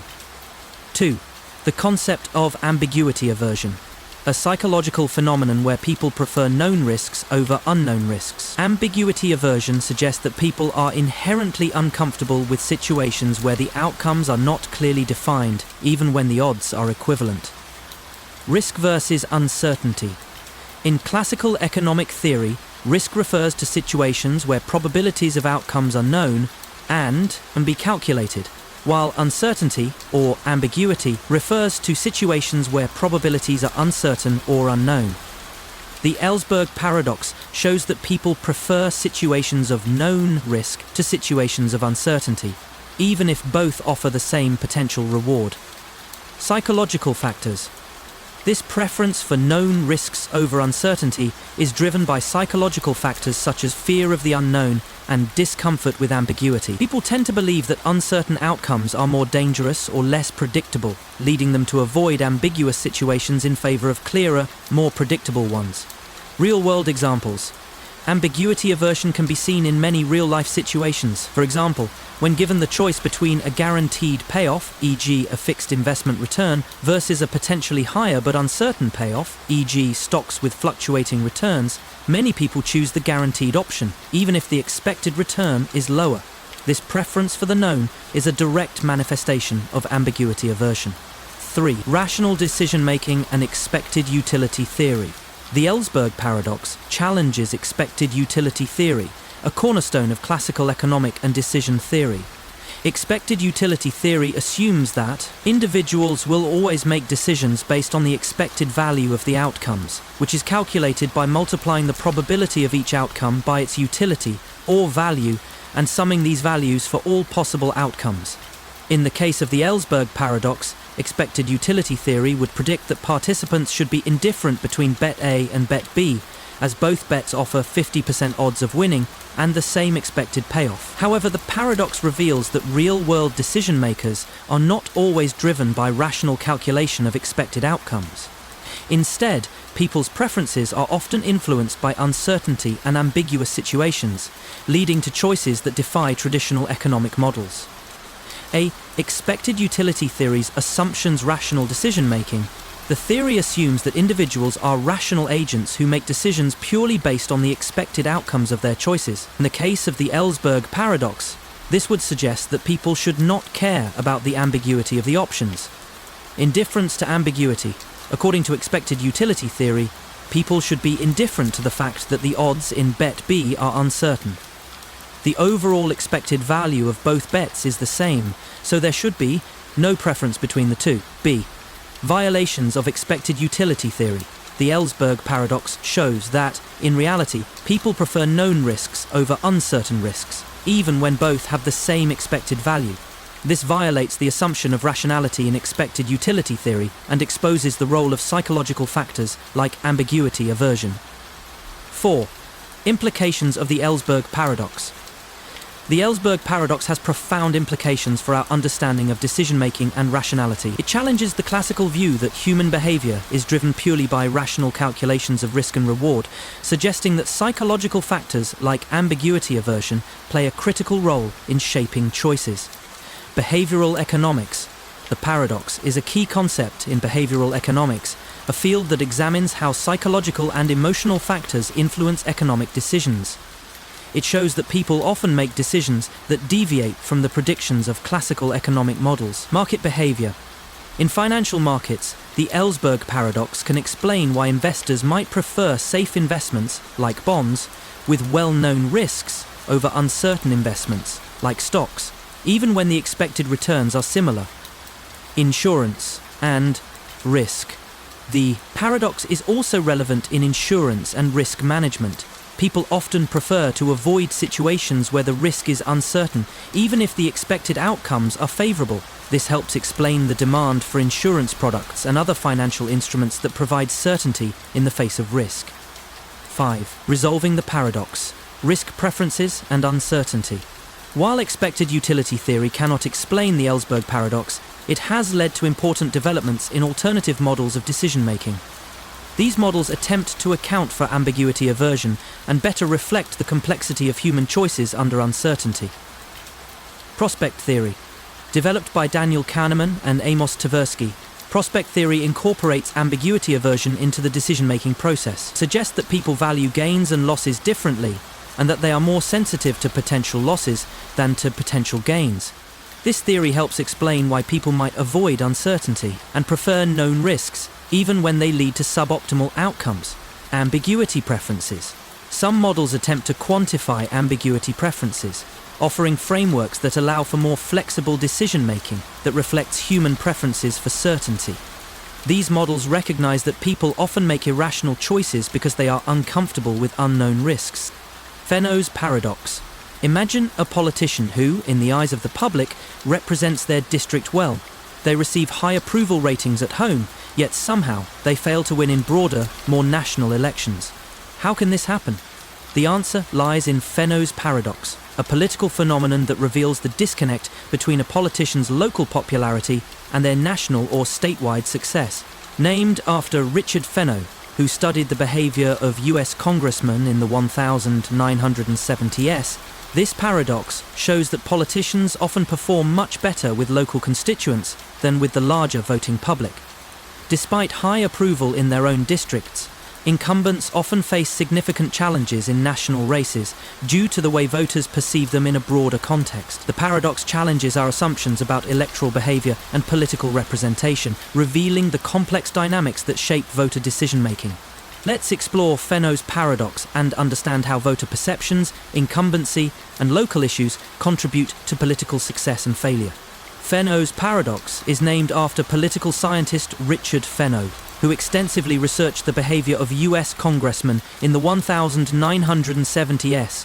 In his work, Fenno observed that while members of Congress often enjoyed high levels of support and approval from their local constituents, they struggled to translate this support into success in broader, more national elections. His findings challenged the conventional assumption that popularity with local voters would automatically translate into successful re-election campaigns or broad political support. In 1978, Fenno published his seminal work, Homestyle: House Members in Their Districts, where he argued that incumbents spend a disproportionate amount of time cultivating strong personal connections with their local voters, which can result in disproportionate levels of support at the district level. However, when the same incumbents run for national office, voters are less focused on their local accomplishments and more on broader political issues, often leading to discrepancies in approval ratings and election outcomes. Fenno's paradox highlights the complexity of political representation and electoral dynamics. It reveals how local identity, constituent service, and national issues play different roles in shaping electoral outcomes, and it challenges the idea that popularity at home necessarily guarantees national success. The Fenno's paradox addresses a peculiar discrepancy that arises in political representation, especially in the context of US congressional elections. The paradox reveals that even though politicians, particularly incumbents, often enjoy strong local support, they can still struggle in broader national or statewide elections. This paradox speaks to the complex nature of voter behavior, electoral strategies and representation, shedding light on how different voting constituencies evaluate candidates based on different criteria. 1. The setup of Fenno's paradox. In Fenno's study, he found that incumbent congressmen often had a strong local following due to the personal relationships they developed with their constituents. These relationships were cultivated through regular contact, personal service, and a focus on local issues. Incumbents would spend a significant portion of their time engaging with constituents directly, providing services like helping individuals with bureaucratic issues or speaking out on local concerns, such as infrastructure or job opportunities. As a result, they enjoyed high approval ratings in their own districts, and these positive relationships allowed them to consistently win re-election. However, when these same politicians ran for national office or faced broader elections, such as during midterm elections, they often struggled. Despite their local popularity, national issues, party affiliation, and broader political trends played a much larger role in these larger races. As a result, incumbents with strong district support could sometimes fail in broader elections, leading to the paradox that local popularity did not guarantee national success. The paradox lies in the fact that local politics often focus on personal, district-level issues, while national politics tend to center around broad political ideologies, partisan loyalties, and general policy concerns. Fenno's paradox highlights the disconnect between these two worlds and the way politicians' local strategies don't always translate well on the larger, more complex electoral stage. 2. Understanding the mechanisms behind Fenno's paradox. There are several key mechanisms that contribute to Fenno's paradox, including A. The home style, local engagement and representation. Fenno's home style concept is central to understanding the paradox. Fenno argued that congressmen develop a personalized style of engaging with their constituents, what he called their home style. This style involves frequent interaction with local voters, often through town halls, community meetings, and one-on-one interactions. Personalized service to constituents, such as helping them with local bureaucratic issues, which builds strong loyalty and trust. Focusing on local issues like road construction, healthcare access, and local education, rather than national policy debates. This local engagement allows incumbents to build a strong personal brand among voters, leading to high approval ratings and reliable re-election in their districts. Fenno found that incumbents often spent much of their time and resources cultivating their personal relationships with voters, a strategy that typically paid off in district-level elections. B. The role of national issues in broader elections. While home style and local issues are critical for building support in a district, national elections are a different dynamic. In broader elections, the focus shifts from personal service to broader, more ideological debates about things like national security, healthcare reform, and economic policy. Voters in national elections often prioritize party affiliation. Voters may be more concerned with which party a candidate belongs to, rather than the candidate's personal accomplishments or track record in local issues. National political climate. Voters' decisions are often influenced by national trends, such as the popularity of the president or national movements, rather than by the specific local issues a candidate has worked on. Broader policy concerns. Issues such as taxation, foreign policy, and environmental regulation often dominate national debates, rather than issues specific to a single district. Because incumbents focus on local concerns, their performance in these larger, more national contexts can be less relevant to voters. This explains why a popular and highly regarded representative in their own district may still fail in national elections, where party affiliation and broader political trends are the key determinants. 3. The paradox of incumbency. One of the most striking aspects of Fenno's paradox is the idea that incumbency, often thought to be an advantage in any election, can in fact be a double-edged sword. While incumbents generally enjoy high name recognition, strong personal relationships, and access to political resources, these advantages can be counterproductive in national elections. Here's why. A. Incumbents as targets for national campaigns. In a national election, incumbents may be targeted by opposition candidates who can generalize their record to fit national political narratives. For example, an incumbent who is well regarded locally for their work on local schools might be criticised in a national election for their party affiliation or voting record on national issues, such as foreign policy or tax reform. The focus shifts from the incumbent's personal record to their party affiliation or their stance on more polarising national issues. B. National voter perceptions of incumbents. National voters often do not have the personal connection to incumbents that local voters do. They may view the incumbent as part of the political establishment, especially if they've been in office for many terms. Voters who are dissatisfied with the national political environment may be more likely to vote against all incumbents, regardless of their local popularity. This dynamic creates a disconnect between a politician's local success and their national performance, contributing to the paradox. 4. Local versus national political strategies. Local politicians focus on relationship building, personal constituent service, and addressing specific local concerns. In contrast, national political strategies tend to focus on broad party platforms. Voters on the national stage are more likely to vote based on party lines and general policy stances rather than individual candidates' local achievements. Ideological loyalty. In national elections, voter behaviour is often shaped by ideological divisions, such as liberal versus conservative, rather than a candidate's individual merits. National campaigns. In national elections, candidates must also deal with the national media, fundraising dynamics, and the influence of national political issues, which can overwhelm local concerns. For incumbents, the challenge is that they must switch strategies when moving from local to national campaigns. Their ability to win local elections by focusing on personal service and local issues doesn't necessarily translate into success when broader issues take precedence. 5. The implications of Fenno's paradox for political strategy. The Fenno's paradox has profound implications for how political campaigns are structured, particularly in the context of incumbent politics. It shows that local success does not automatically translate into national electoral success, and that party affiliation, national issues, and media coverage can dramatically alter electoral outcomes. Campaign-focused candidates, especially incumbents, need to adjust their campaign strategies depending on the scope of the election. In local elections, they can focus on personal relationships and local issues, but in national elections, they must broaden their approach to national issues, party alignment, and public perceptions of their record. B. Voter engagement. Voter engagement strategies must also differ depending on the level of the election. Local candidates may benefit from door-to-door canvassing, personal town halls, and community events, while national candidates must rely more heavily on mass media, TV ads, and broad coalition building. Fredkin's paradox. Imagine a world where every decision you make seems to be both predetermined and free at the same time. A paradox, right?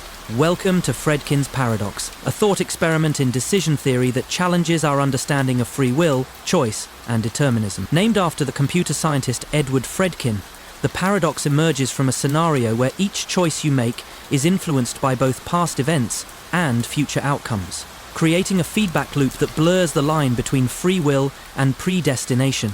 In this paradox, your choices seem to be predetermined, yet still feel like they are under your control. This creates a strange tension, where decision-making is both freely chosen and influenced by past and future events, leading to an ongoing cycle of apparent contradictions. Let's dive into Fredkin's paradox and explore how it forces us to reconsider the nature of choice, causality, and human agency. Fredkin's paradox was introduced by Edward Fredkin, an American computer scientist and a pioneer in the fields of cellular automata and computational theory. Fredkin is best known for his work in the development of the digital computer and his exploration of the intersection of information theory and decision-making. The paradox is based on a scenario in which a person is faced with a sequence of decisions, each of which seems free, but is actually influenced by past decisions and has future consequences. Fredkin proposed that if you could somehow quantify and model all the factors influencing a decision, you would realize that each decision is both free and predetermined, existing in a paradoxical state where choice and causality are inextricably linked. Fredkin's paradox draws from deterministic chaos theory, where small changes in initial conditions can lead to vastly different outcomes over time, and information theory, which posits that all decisions are encoded and influenced by previous data. It reveals the tension between determinism, the idea that all events are caused by prior events, and free will, the idea that we have the power to make independent choices. The paradox has influenced philosophers, computer scientists, and theologians, sparking discussions about the true nature of human agency, the role of choice in a deterministic universe, and the implications of quantifying free will. Fredkin's paradox offers a profound insight into the nature of choice, causality, and human agency. It challenges the traditional understanding of free will and determinism, creating a situation where both concepts appear to coexist. Let's break down the paradox, its components, and the implications it has for our understanding of decision-making and human nature. 1. The setup of Fredkin's paradox. Fredkin's paradox is based on the idea that every decision we make, no matter how small, is influenced by both past decisions and has consequences for future outcomes. The paradox arises when these influences create a feedback loop that makes it impossible to separate the idea of freedom of choice from the notion of deterministic cause and effect. This creates a contradiction. While we feel as though we are making free choices, our decisions are actually shaped by the very circumstances that led to them. The setup of Fredkin's paradox can be illustrated by imagining a person standing at a crossroads. At the first decision point, the person chooses path A or path B. Each choice seems free. The person is not consciously aware of any constraints or forces pushing them to choose one over the other. They feel as if they are making the decision freely. However, the person's decision is influenced by everything that has happened to them up to that point: past experiences, biological tendencies, environmental factors, and even genetic predispositions. These influences, while not immediately apparent, affect how the person weighs the options before them. Now the paradox deepens. Once the person has made their choice, path A or path B, this decision shapes their future. The new decision point arises, and the person makes another choice, which again seems free but is influenced by the previous choice they made. This cycle creates a situation where free will and determinism coexist. The individual feels free in the moment, yet their choice is part of an ongoing chain of events, each one influencing the next, making the concept of free will more complex. 2. Free will versus determinism in Fredkin's paradox is the tension between free will and determinism. In traditional philosophical thought, these two ideas are often seen as opposites. Free will, the belief that individuals have the ability to make independent choices unimpeded by past or future events. In this view, people are seen as agents of their decisions, capable of shaping their futures through conscious choice. Determinism, the idea that every event, including human actions, is caused by prior events. This view implies that our choices are not truly free, but are predetermined by the combination of previous actions, environmental factors, and causal relationships. Fredkin's paradox shows that these two ideas are not mutually exclusive. Free will and determinism can exist together. On one hand, we make decisions that feel free.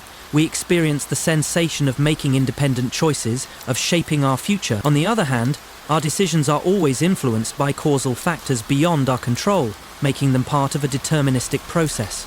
The paradox arises because rationally, we can see that the decisions we make are influenced by causes, but subjectively, we feel that we are free to choose. This creates a contradiction. We are both agents making independent choices and part of a deterministic system where our actions are shaped by previous causes. 3. Feedback loops and self-determination. One of the fascinating features of Fredkin's paradox is the presence of feedback loops. In many real-world scenarios, decisions don't just affect the future. They also influence future decisions in ways that are difficult to predict. The feedback loop created by these interactions often makes it unclear whether we are truly free to make choices or whether we are simply reacting to events that were set in motion by past actions. For example, imagine a person who decides to study hard for a test. This decision is influenced by previous experiences. Perhaps the person has failed a test before and wants to do better. The decision to study hard may increase their chances of passing, which in turn creates positive feedback that reinforces their belief in their ability to control the outcome of their actions. However, this reinforces the idea that the individual is shaping their destiny, even though their actions are deeply influenced by past experiences and choices. The feedback loop is what makes the paradox so interesting. It shows that free will and determinism can exist simultaneously in a complex system, creating a situation where individuals believe they are choosing freely when, in fact, they are simply following a chain of events set in motion by previous choices. 4. Implications for human behavior and free will. Fredkin's paradox raises profound questions about the nature of human behavior and free will. If we cannot fully escape the influence of causal forces, whether biological, environmental, or psychological, can we ever truly be said to make free choices? Or is our free will an illusion, a product of our awareness of choice rather than actual independence?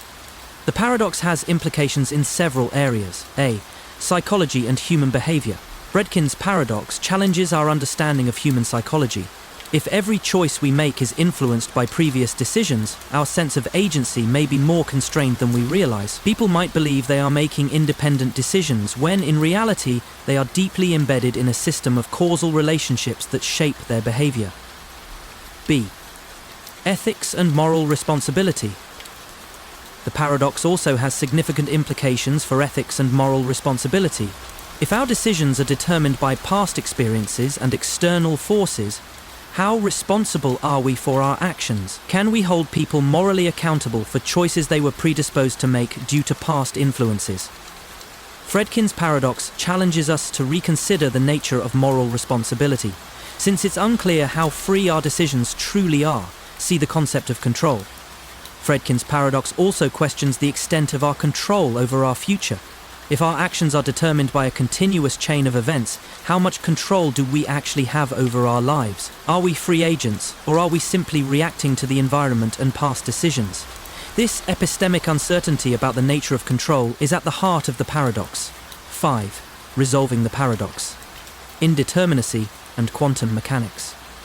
While Fredkin's paradox poses a significant challenge to our understanding of free will, it has also led to interesting discussions about how to resolve the tension between determinism and free will. One possible resolution comes from quantum mechanics, which suggests that at the most fundamental level, the universe is not completely deterministic.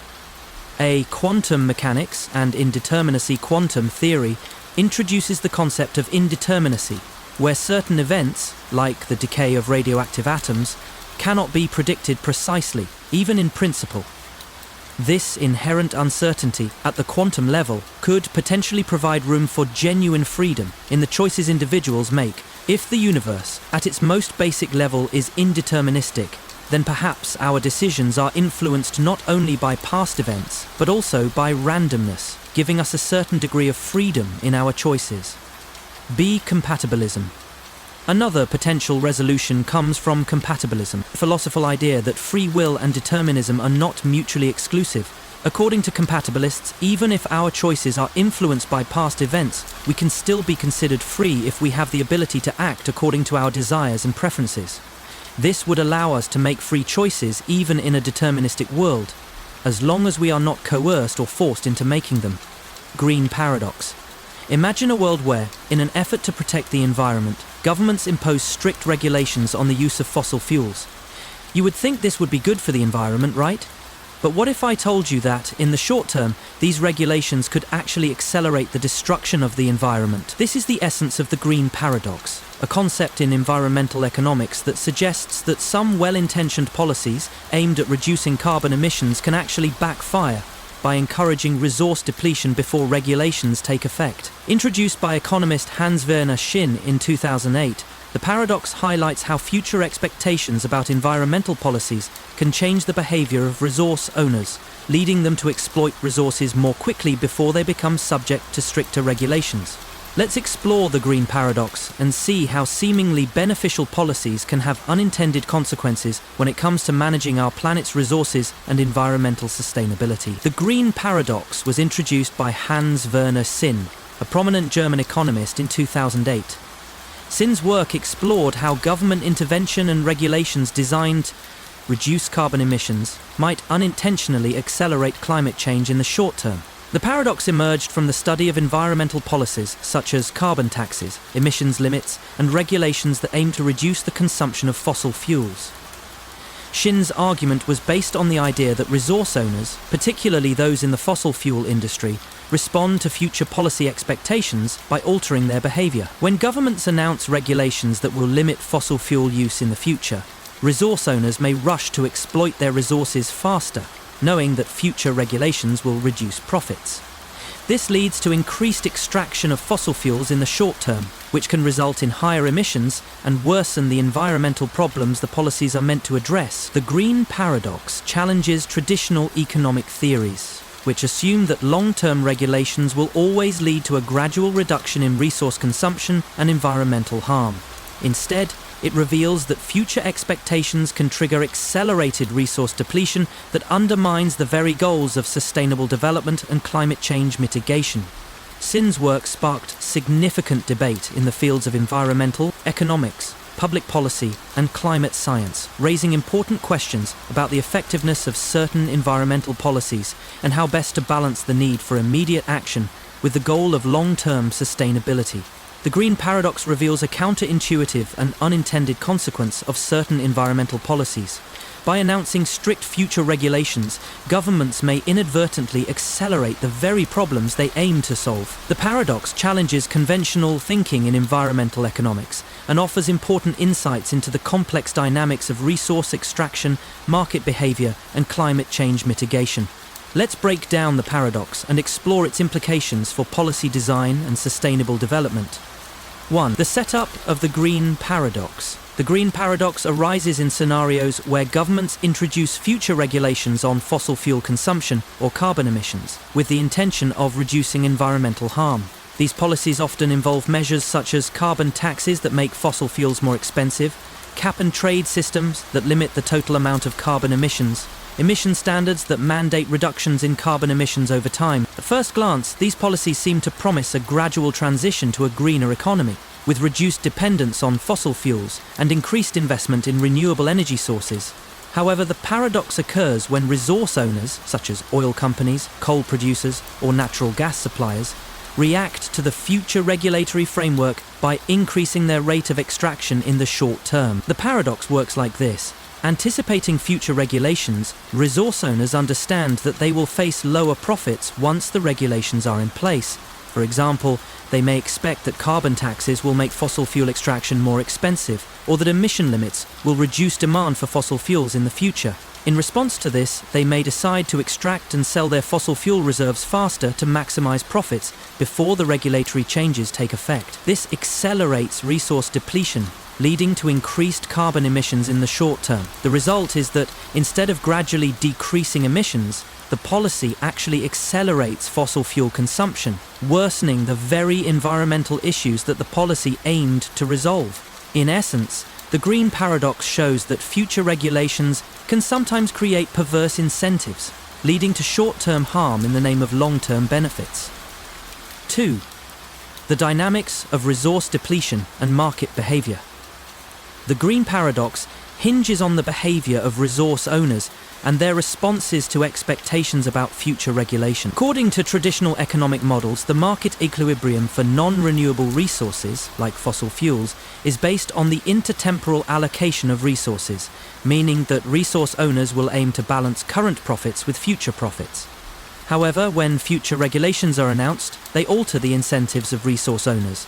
The expectation of future restrictions or taxes on fossil fuel extraction reduces the future profitability of these resources. This, in turn, encourages resource owners to extract more resources today to take advantage of current prices, before the regulations take effect. In this context, the price of fossil fuels may remain high in the short term, leading to increased extraction and consumption. This acceleration of extraction contradicts the goal of sustainability, which assumes that gradual reductions in resource use will occur over time. Instead, the paradox exposes how future uncertainty about regulations can lead to over-exploitation in the present. 3. The economics of the green paradox. To understand the economics behind the green paradox, let's consider the basic principles of intertemporal decision-making in resource management. When a resource is finite, such as fossil fuels, the price of the resource is typically set by the supply-demand balance in both the present and the future. The optimal extraction path, according to classical economics, is one where resource owners manage their extraction in a way that maximizes their long-term profit. This is known as the Hotelling rule, named after economist Harold Hotelling, which states that the price of a non-renewable resource should rise over time at the rate of interest. However, the green paradox introduces a disruption in this ideal model. If resource owners anticipate that regulations will significantly reduce the future value of their resource, e.g., through carbon taxes or emission limits, they may decide to extract more quickly to capitalize on current prices before these regulations come into effect. This behavior can lead to higher immediate extraction rates, increased supply in the market, potentially lowering prices in the short term, more carbon emissions as fossil fuels are burned faster, worsened environmental damage, contrary to the policy's goal of reducing fossil fuel use over time. This behavior challenges the traditional view that future regulations will lead to gradual reductions in resource use, and it reveals how market incentives can override policy intentions. 4. Policy implications of the green paradox. The green paradox has significant implications for how we think about environmental policy and climate change mitigation. A. The timing of policy implementation. 1. The key insights from the green paradox is that the timing of policy implementation matters greatly.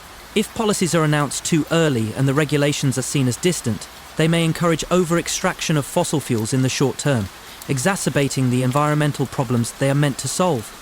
Governments must carefully time their regulations to avoid creating perverse incentives for immediate resource exploitation. B. Uncertainty and policy design. The green paradox also highlights the role of uncertainty in policy design.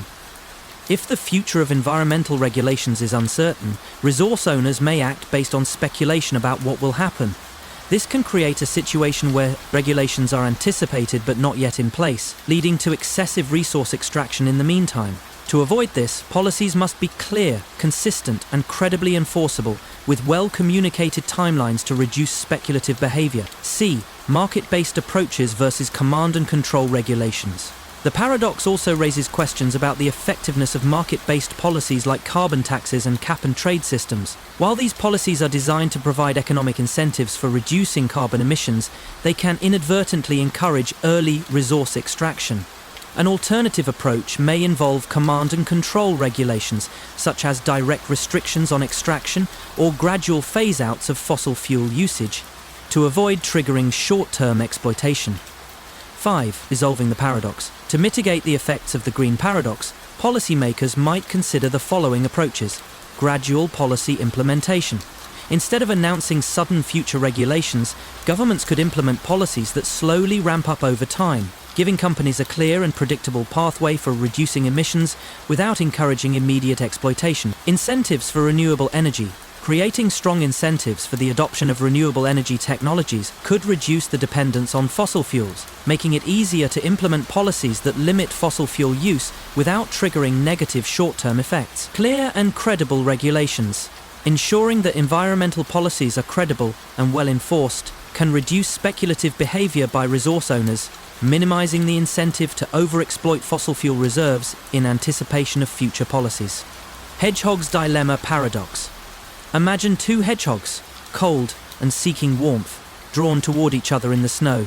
They inch closer, but the closer they get, the more they hurt each other with their sharp quills.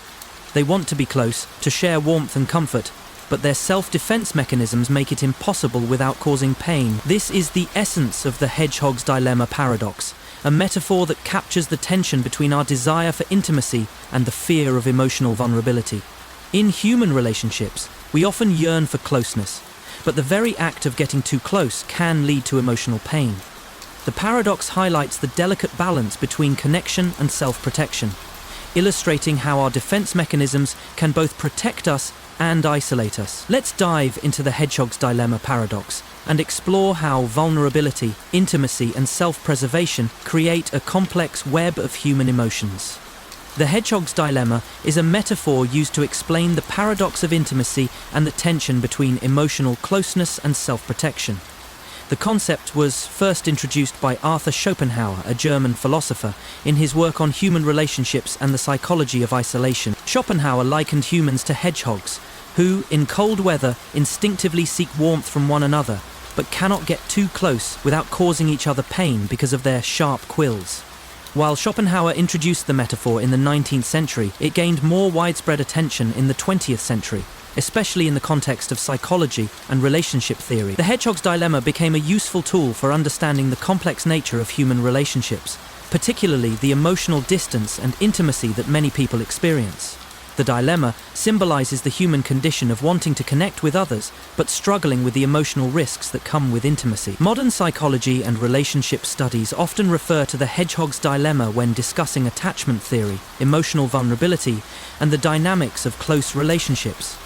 It highlights the conflicting needs of closeness and self-protection, shedding light on the difficulties people face in establishing deep emotional connections while managing their need for safety and autonomy. As a philosophical concept, the hedgehog's dilemma continues to resonate in discussions about human behavior, emotional conflict, and the complexities of intimacy. The hedgehog's dilemma paradox offers a powerful metaphor for understanding the difficulties of human relationships, especially when it comes to emotional vulnerability and intimacy.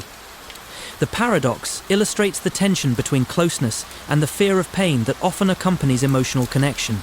Let's explore this paradox in depth, including its psychological underpinnings, implications for human behavior, and its role in understanding attachment and self-preservation. 1.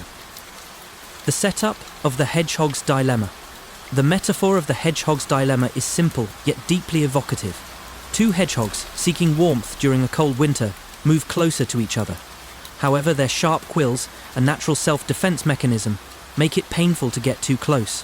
The paradox lies in the fact that, while they desire the comfort of warmth from one another, their instinctive self-protection prevents them from achieving closeness without causing harm. This paradox mirrors the human condition in relationships. People crave emotional intimacy and connection, but the fear of being hurt or rejected often leads them to build walls or defensive mechanisms. In many cases, these defenses are not only meant to protect them from external threats, but also from the vulnerability that comes with being emotionally open. The hedgehog's dilemma captures the duality of human nature, the desire for closeness and the fear of emotional pain that often prevents us from achieving that closeness. The more we try to get close to others, the more we are reminded of the emotional risks involved in opening up. As a result, we find ourselves in a constant struggle between self-preservation and the need for connection. 2. Emotional vulnerability and defense mechanisms. The hedgehog's dilemma provides a lens through which to understand emotional vulnerability and the defense mechanisms that people develop to protect themselves from emotional pain. These defense mechanisms are not inherently negative. They serve an important purpose in self-protection. However, when overused or triggered in intimate relationships, these defenses can prevent people from forming deep connections and can lead to emotional isolation. A. Emotional vulnerability. Vulnerability is at the core of the hedgehog's dilemma. It refers to the openness to emotional experiences, whether they be joy or pain. When we allow ourselves to become vulnerable, we open ourselves to both the rewards and the risks of emotional connection. This can lead to deeper intimacy, but it also exposes us to the possibility of hurt, rejection, and disappointment. Many people struggle with vulnerability because of past emotional wounds or fear of judgment. The fear of emotional pain can cause them to build walls around their hearts, preventing the kind of close relationships they desire. The hedgehog's dilemma encapsulates this dynamic. The hedgehogs want the warmth of closeness, but their sharp quills, a metaphor for their emotional defense mechanisms, prevent them from fully embracing it. B. Defense mechanisms. In the face of potential emotional harm, individuals often develop defense mechanisms to protect themselves from vulnerability. These mechanisms can include avoidance, avoiding deep emotional connections or situations that might expose the individual to hurt. This might involve emotionally distancing oneself or refusing to engage in intimate relationships altogether. Denial, refusing to acknowledge emotional pain or the need for emotional intimacy. People who use denial might refuse to accept their emotional needs or pretend they don't care about a relationship. Repression, pushing away uncomfortable feelings or memories. This can prevent individuals from confronting their fears of emotional vulnerability making it harder to connect with others on a deep level. Projection. Attributing one's own emotional fears or insecurities onto others. This defense mechanism can lead to misunderstandings in relationships, as the person might project their fear of vulnerability onto their partner, assuming they will be hurt in the same way. While these defense mechanisms may offer temporary emotional protection, they often backfire in the long run by preventing the person from experiencing true emotional closeness and connection with others. In the hedgehog's dilemma, the hedgehog's natural defense mechanisms, their sharp quills, are effective at protecting them from harm, but they also prevent them from achieving the closeness they crave. 3. The balance between connection and self-protection. The core of the hedgehog's dilemma is the delicate balance between connection and self-protection. In human relationships, intimacy requires emotional openness, but openness can lead to painful vulnerability. The paradox illustrates the constant tension between the desire to get close to others and the instinct to protect oneself from emotional harm. Closeness and intimacy. In relationships, true intimacy requires both partners to expose their vulnerabilities. This can involve sharing personal thoughts, feelings, and experiences that make them feel exposed. But intimacy also brings rewards, a sense of belonging, emotional fulfillment, and support. Emotional self-protection. On the other hand, the fear of rejection, betrayal, or emotional pain can lead individuals to close themselves off emotionally. This self-preservation helps to protect from hurt, but simultaneously creates distance and isolation. The paradox of the hedgehog is that we can't have closeness without some degree of vulnerability, but that vulnerability also makes us susceptible to pain. The balance between the two is delicate, and it's not always easy to find the right level of intimacy without exposing ourselves to hurt. 4. The psychological impact of the hedgehog's dilemma. The hedgehog's dilemma speaks to the psychological dynamics of human relationships. It highlights the inner conflict many individuals experience between their desire for connection and their fear of pain. This paradox can lead to a. Emotional isolation. When people are unable to strike the right balance between intimacy and self-protection, they may end up emotionally isolated. They might withdraw from relationships altogether, avoiding closeness to protect themselves from the pain of rejection or emotional vulnerability. This emotional isolation can lead to loneliness, a deep sense of disconnection, and even depression. Fear of rejection. A key element of the hedgehog's dilemma is the fear of rejection. This fear often leads people to guard their hearts and keep others at a distance. Rejection can feel like a loss of identity or self-worth, and the pain of rejection can be deep and long-lasting. This fear can create barriers to intimacy, as people may resist opening up emotionally to avoid the risk of being hurt. C. Chronic conflict in relationships. In some relationships, the hedgehog's dilemma can manifest as chronic conflict. One partner may be emotionally distant, not because they don't care, but because they are trying to protect themselves from vulnerability. The other partner may feel rejected and frustrated by the lack of emotional openness. This emotional standoff creates a cycle where both partners are stuck between self-protection and connection, unable to break free from the paradox. 5. Resolving the hedgehog's dilemma. The hedgehog's dilemma ultimately reflects the complexity of human relationships and the tension between vulnerability and self-preservation. While the paradox highlights the challenges of emotional intimacy, there are ways to resolve the dilemma and foster healthier, more fulfilling relationships. A. Gradual vulnerability. Overcoming the hedgehog's dilemma requires gradually increasing emotional vulnerability. This can be done by sharing small, less risky pieces of information first and gradually opening up to a partner. By testing the waters of vulnerability in a safe environment, individuals can learn to trust and connect without feeling overwhelmed by the fear of rejection. B. Communication and empathy. Effective communication and empathy are crucial for resolving the paradox. Partners need to understand each other's fears and needs and create a safe space for emotional openness. By fostering understanding, couples can develop a mutual respect for each other's vulnerabilities, leading to deeper intimacy without the fear of emotional harm. C. Embracing imperfection. It's important to recognize that no relationship is perfect, and vulnerability involves accepting the risks that come with emotional connection. Embracing imperfection allows individuals to let go of the fear of being hurt and move toward a more authentic and fulfilling relationship. Inventor's paradox. Imagine you're an inventor striving to create the next big breakthrough. You've spent years researching, developing, and testing a revolutionary idea, but just as you think you're on the verge of success, something unexpected happens. Failure. Your invention doesn't work as expected, or the market doesn't respond as you hoped. Yet, strangely, the failure might not be the end. It could be the beginning of greater success. This is the essence of the inventor's paradox, which explores the paradoxical relationship between failure, innovation, and success. At its core, the paradox suggests that invention and failure are often deeply intertwined, and that success in innovation may require embracing failure as a crucial part of the process. It's a counterintuitive concept, where trial and error, and sometimes even setbacks, become the very ingredients for breakthrough success. Let's dive into the inventor's paradox and uncover how failure can be not only inevitable, but also necessary for transformative innovation. The inventor's paradox is a concept that touches on the nature of innovation, risk-taking, and failure in the context of invention. Although not attributed to any specific philosopher or economist, the paradox is deeply embedded in the study of entrepreneurship, innovation theory, and psychology.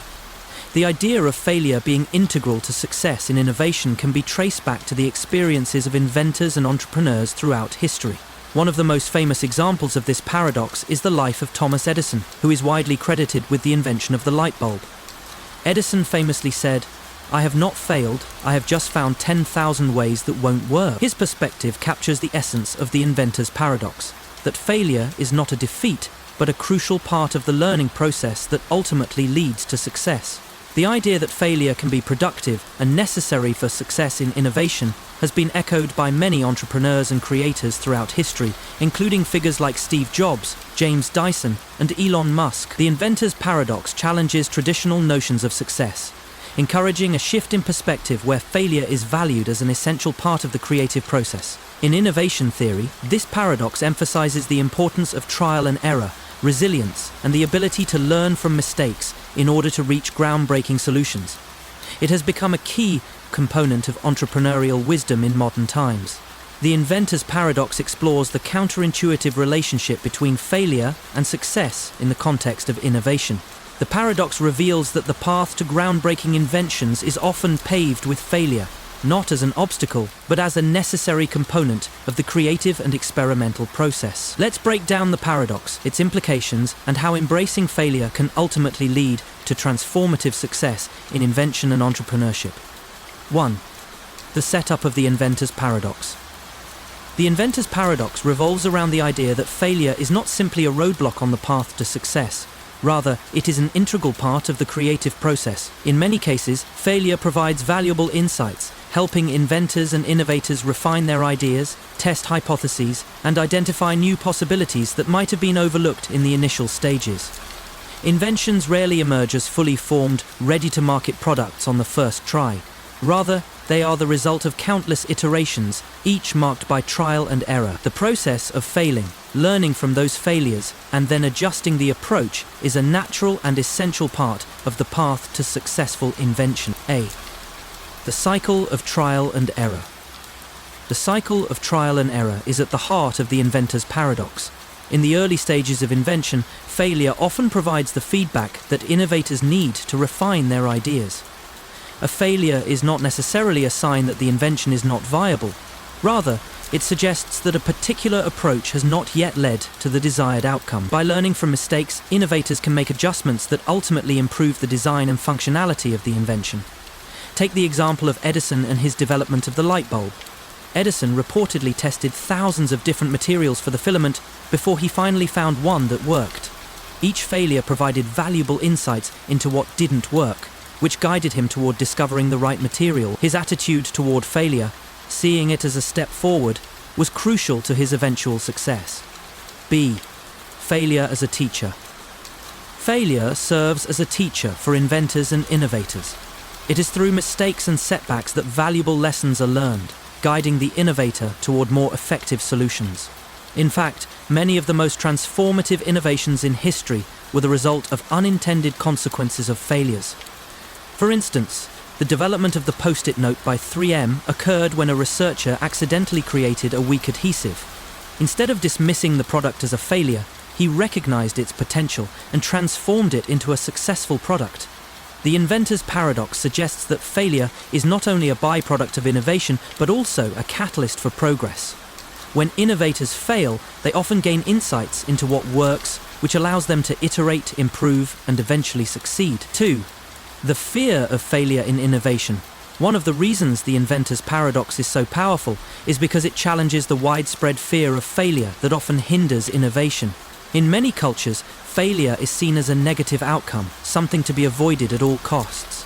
This fear can paralyze individuals and organizations, preventing them from taking risks and pursuing bold ideas. Cultural views of failure. Culturally, failure is often viewed as a stigma rather than a stepping stone to success. People may fear being labeled a failure or losing credibility in front of their peers or investors. This fear can lead to inaction and a hesitation to experiment or try new things. In such environments, complacency and risk aversion become barriers to creativity and progress. The inventor's paradox flips this cultural view of failure on its head, suggesting that embracing failure is essential for innovation. In fact, many of the world's most successful inventors and entrepreneurs have failed repeatedly before achieving success. Failure should be seen not as a setback, but as a necessary part of the process that leads to better results. B. The importance of risk-taking. The fear of failure often prevents risk-taking, which is a critical component of innovation. Risk is inherent in the process of creating something new, as the outcome is often uncertain. However, without taking risks, there would be no innovation. The inventor's paradox suggests that successful innovation often requires embracing uncertainty and taking calculated risks, even when the potential for failure is high. C. Growth mindset and resilience. Adopting a growth mindset, a term popularized by psychologist Carol Dweck, is key to overcoming the fear of failure. A growth mindset emphasizes that intelligence and ability are not fixed traits, but can be developed through effort and learning. Innovators with a growth mindset view failure as an opportunity to learn and grow, rather than as a reflection of their abilities or worth. The inventor's paradox highlights the importance of resilience, the ability to bounce back from failure and continue to pursue one's goals despite setbacks. Resilience is essential for innovators who must persevere through repeated failures before they can achieve success. 3. The role of iteration in the creative process. The inventor's paradox emphasizes that innovation is not a linear process, but an iterative one. In the world of invention, progress is often made through a series of small, incremental improvements based on feedback from previous failures. A. Incremental innovation. Many inventions are the result of incremental innovation, where a product or idea is gradually refined over time. These small improvements often come from trial and error, allowing the inventor to continuously test, modify, and improve their creation. The inventor's paradox suggests that failure is an inherent part of this process, as it provides the necessary feedback for refinement. For example, James Dyson, the inventor of the Dyson vacuum cleaner, reportedly went through 5,127 prototypes before he created a functional design. Each failure was a necessary step toward discovering the best solution. The inventor's paradox suggests that without these failures, Dyson would not have been able to achieve his breakthrough. B. Feedback loops and learning feedback loops play a critical role in the iterative nature of innovation. When inventors fail, they learn something new about their design, materials, or approach. This feedback can guide them toward a better version of their idea, eventually leading to successful innovation. The inventor's paradox reveals that learning from mistakes is not just beneficial, it is essential for transformative breakthroughs. 4. The business of innovation and the paradox of commercial success. The inventor's paradox is not just relevant to individual inventors, it also has important implications for the business world. In the commercial landscape, companies often face the same dilemma between risk and reward, where taking bold steps and embracing failure can lead to significant innovation. A. The role of failure in startups. In the world of startups, the fear of failure can be especially prominent, given the high stakes and financial risks involved. However, many successful entrepreneurs argue that failure is a necessary part of the startup journey. Failure is often seen as an opportunity to learn, pivot, and find a better solution. B. Failure as a catalyst for innovation. Failure can be a catalyst for innovation in business. Companies that embrace failure as part of their learning process are often better positioned to adapt and innovate than those that avoid risk altogether. The inventor's paradox reveals that commercial success often comes from the willingness to fail fast, learn from mistakes, and iterate quickly. Kafka's toxin puzzle paradox. Imagine that you're offered a substantial sum of money to drink a toxic substance, but there's a catch. The substance won't harm you. Instead, you're promised that drinking the toxin will make you decide to act irrationally in the future. This is the essence of Kafka's toxin puzzle, a thought experiment proposed by philosopher Derek Parfit to explore the paradox of self-control, rationality, and future incentives. In this puzzle, you're faced with an offer to make yourself act against your best interests, even though you have no intention of doing so. Rationally, you might want to avoid drinking the toxin, but if you agree to it, you're essentially pre-committing yourself to make a future irrational decision. The paradox poses a challenge. Can we act rationally in the present while committing ourselves to act irrationally in the future? Let's dive into Kafka's toxin puzzle and uncover the deeper implications it has for understanding free will, self-interest, and decision-making in a world full of complex choices. Kafka's toxin puzzle was introduced by philosopher Derek Parfit in his influential work Reasons and Persons, 1984. The puzzle is a thought experiment designed to explore issues surrounding rationality, self-control, and the nature of future commitments. It addresses a specific scenario in which an individual is offered a significant reward, e.g., a large sum of money, in exchange for agreeing to a future irrational act that is not in their best interest. The puzzle gets its name from the toxin, a hypothetical substance that, when consumed, causes the person to lose self-control and act against their better judgment at a later time. The core question of the puzzle is whether it is rational to agree to such an arrangement. If someone were to accept the reward, they would be pre-committing themselves to behave irrationally in the future, even though they have no intention of doing so at the moment of the decision. Parfit used this thought experiment to explore the tension between present rationality and future irrationality, illustrating the difficulties of self-control and the potential pitfalls of making future promises. The puzzle has been widely discussed in philosophy and decision theory, raising important questions about free will, future intentions, and how we make decisions that involve both immediate rewards and long-term consequences. It forces us to examine the paradox of pre-commitment and whether it is possible to make rational decisions that will shape future irrational behavior. Kafka's toxin puzzle presents a challenging philosophical dilemma that touches on self-control, rationality, and the nature of future intentions. The paradox forces us to reconcile the tension between acting rationally in the present while committing to future irrational behavior, a contradiction that seems to defy traditional decision theory. Let's break down the paradox, explore its key components, and examine its implications for our understanding of rational decision-making and self-control. 1. The setup of Kafka's toxin puzzle. The puzzle begins with the following scenario. You are offered a substantial reward, let's say a large sum of money, in exchange for agreeing to drink a toxin. The toxin is not dangerous in itself. It will not harm you physically. Instead, it will cause you to lose self-control at a later time, making you act irrationally when you wouldn't otherwise do so. Specifically, the toxin will lead you to make a decision that goes against your best interests at some point in the future. You will, in essence, be pre-committing yourself to irrational behavior in the future. The key question of Kafka's toxin puzzle is this: should you accept the offer? From a rational perspective, it seems that you should not drink the toxin because it will cause you to behave irrationally in the future. You would be making a commitment to act against your own self-interest. However, there is a catch. The reward is substantial, and the act of drinking the toxin seems to offer you a future advantage, a promise that you will behave irrationally and in a way that benefits you at that time. Thus, you are faced with a paradox. Is it rational to agree to make yourself act irrationally in the future in order to secure a significant reward now? This dilemma explores the tension between present rationality and future irrationality, as well as the concept of pre-commitment.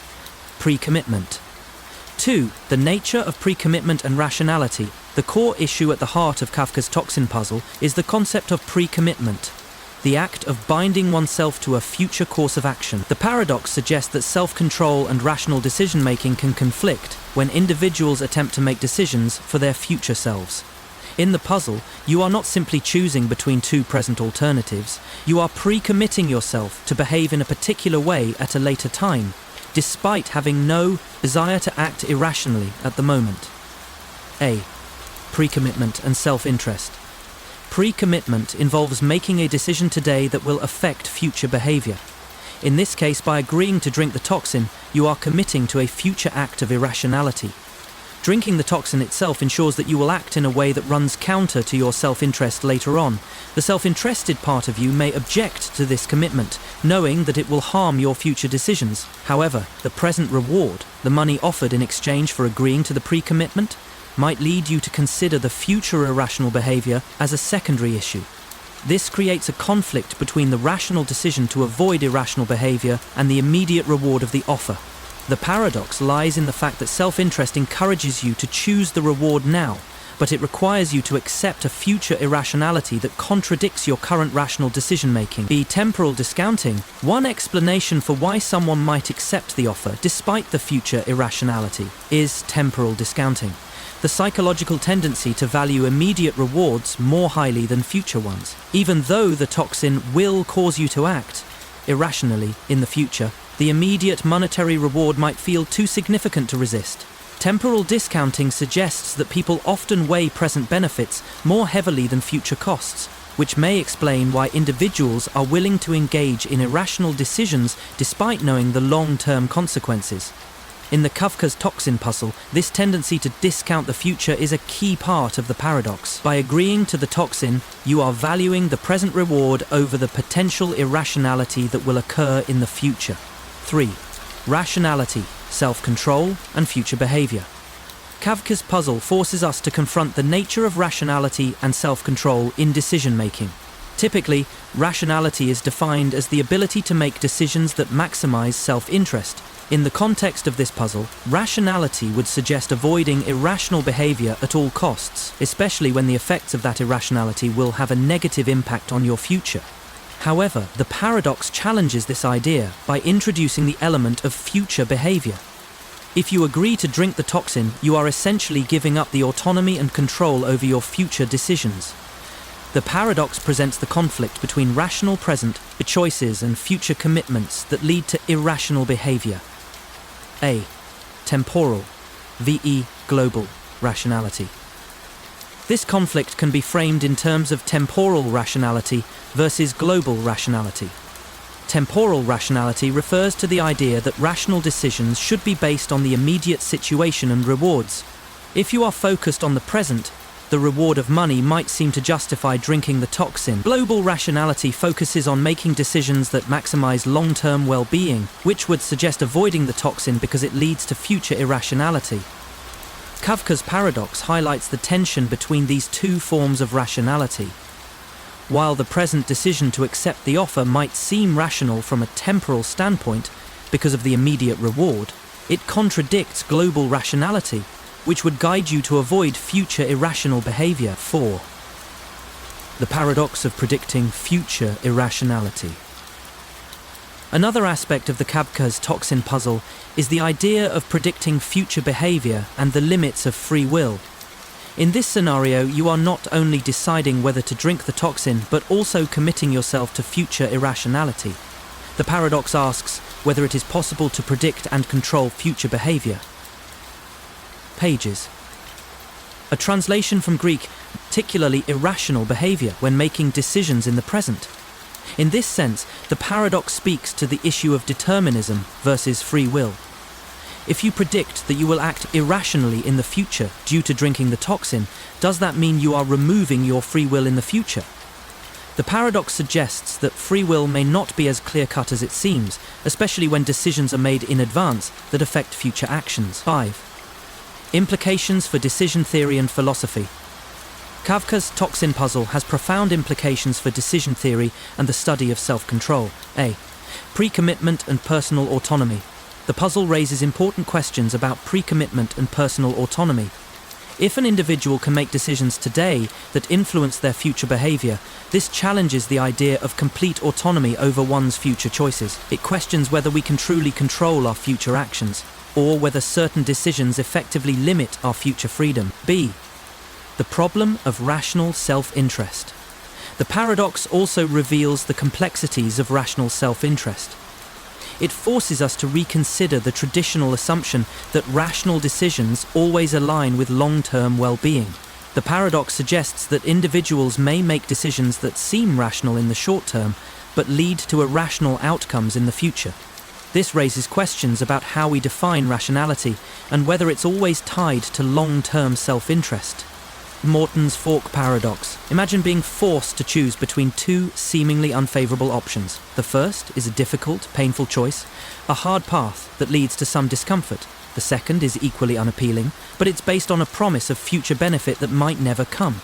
Yet both options are framed in such a way that failure to choose leads to a negative outcome, and the rational choice is not immediately clear. Welcome to Morton's fork paradox, a thought experiment that shows how choices can be structured in a way that forces you into a no-win situation. Named after John Morton, Archbishop of Canterbury in the 15th century, the paradox presents a dilemma where, no matter how you choose, you're faced with an outcome that's far from ideal. Let's explore the Morton's fork paradox and understand how decision makers are sometimes trapped in a set of opposing choices, with no way out but making a decision that leads to unwanted consequences. The Morton's fork paradox is named after John Morton, the Archbishop of Canterbury under King Richard III in the 15th century. Morton was known for using a particular form of taxation policy that relied on a seemingly unavoidable dilemma. The paradox arose from his tax strategy. Morton posited that people who lived luxuriously should be taxed heavily, and those who lived frugally should also be taxed heavily, as they were presumed to have hidden wealth. This created a no-win scenario for the taxpayers. If you lived richly, you were taxed for your opulence. If you lived modestly, you were taxed because it was assumed you were hiding resources. Morton's strategy created a logical dilemma where there was no way to avoid taxation regardless of how one chose to live. The paradox has since become a symbolic representation of decision-making situations where every available choice leads to negative outcomes or unfavorable consequences. It reflects the experience of being trapped between two equally undesirable options and being forced to make a decision that might still result in failure or loss. The Morton's fork paradox has been widely discussed in philosophy and decision theory, as it reveals the challenges of making choices when the options are framed in such a way that both alternatives seem to have unavoidable downsides.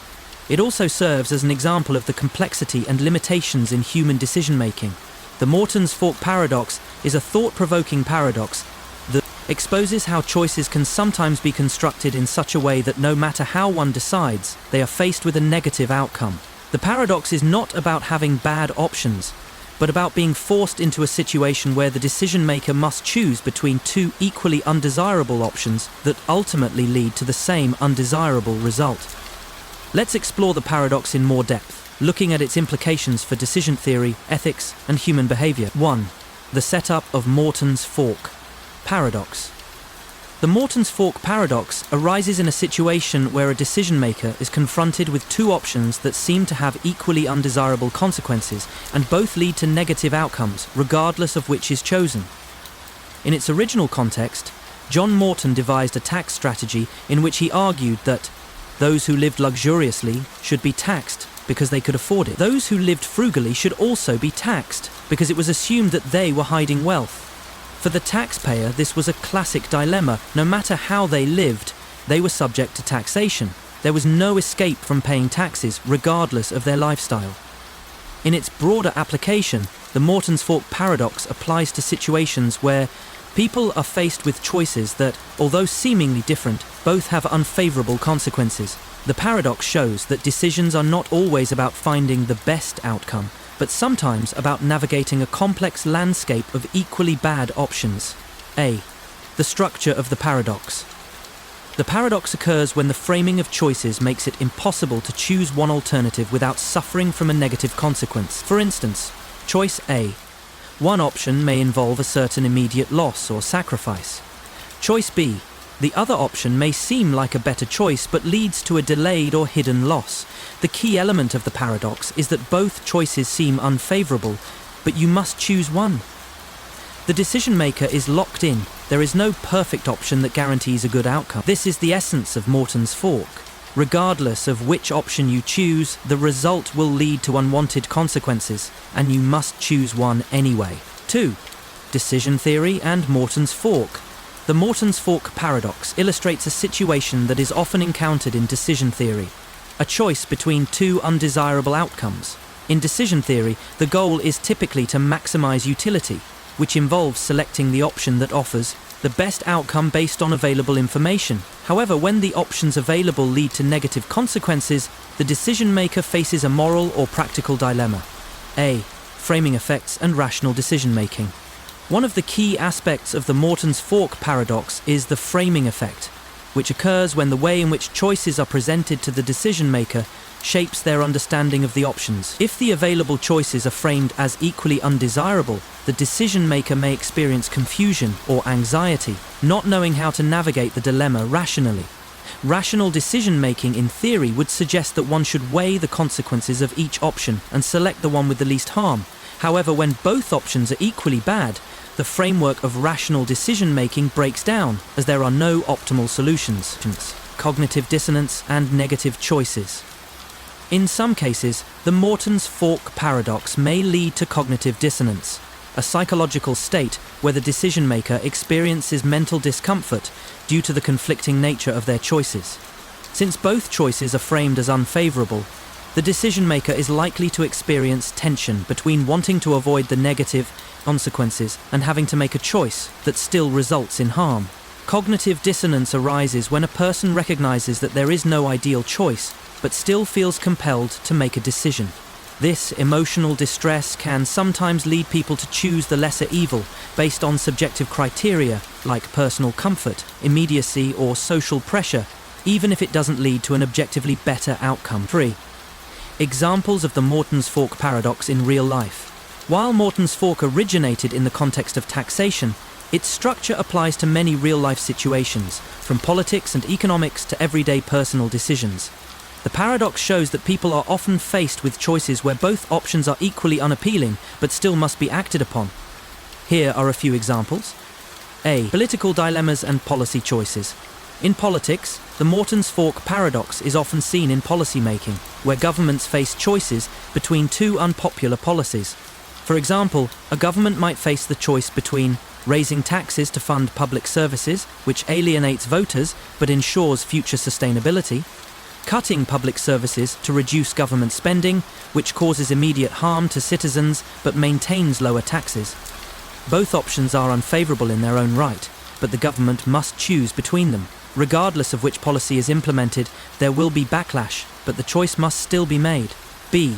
Ethical dilemmas and moral choices. In moral philosophy, the Morton's fork paradox can be seen in ethical dilemmas, where the individual is forced to choose between two morally conflicting options. For instance, a doctor might have to decide whether to save one patient by using limited resources, a ventilator that would have otherwise gone to another patient, sacrifice one patient to save the other, a decision that leads to a moral conflict.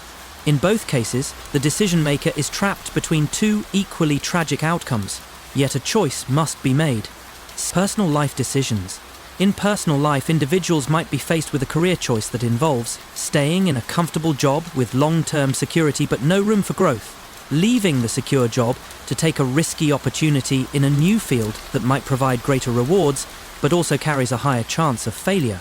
Each choice is unfavourable in different ways, but the individual still must make a decision, even if both options lead to some form of personal sacrifice. 4. Psychological effects and coping with Morton's fork.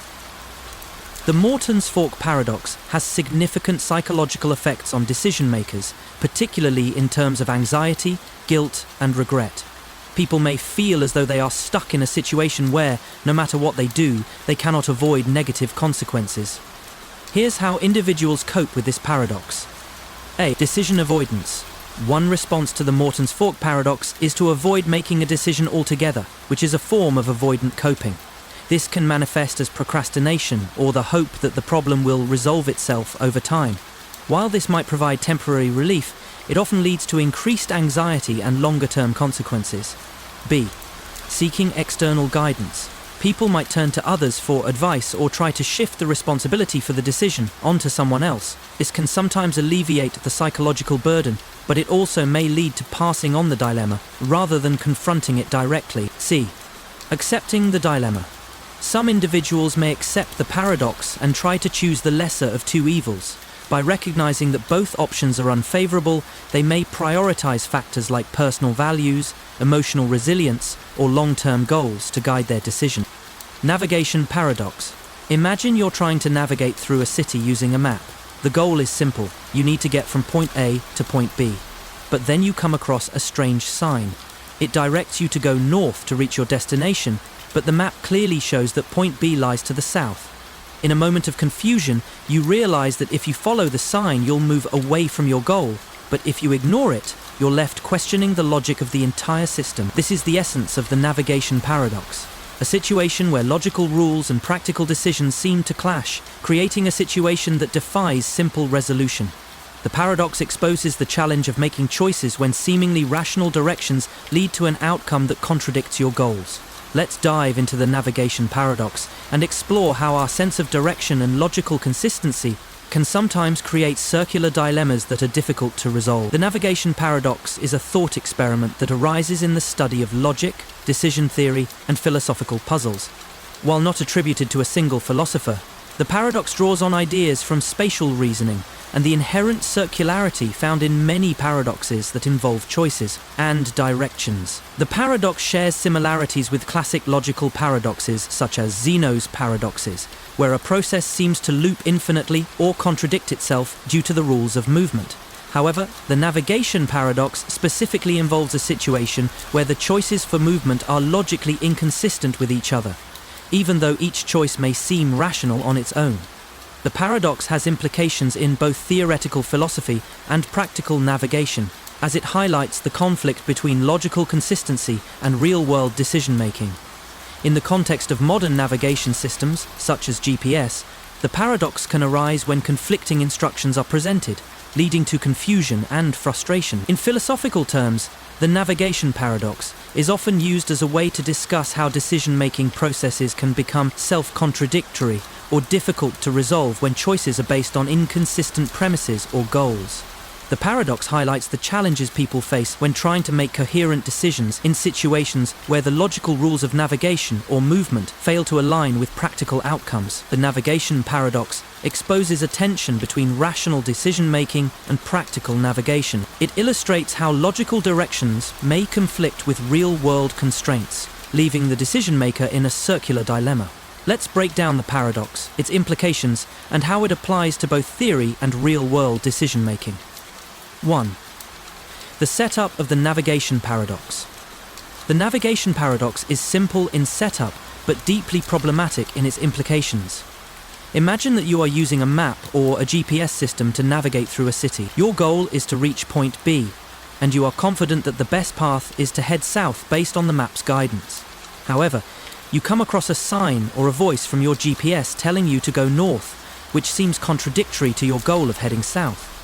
At first you might assume that the directions are incorrect or that you've misunderstood the map, but then, upon further analysis, you realize that both directions, the one heading south and the one heading north, are logically sound within their own contexts.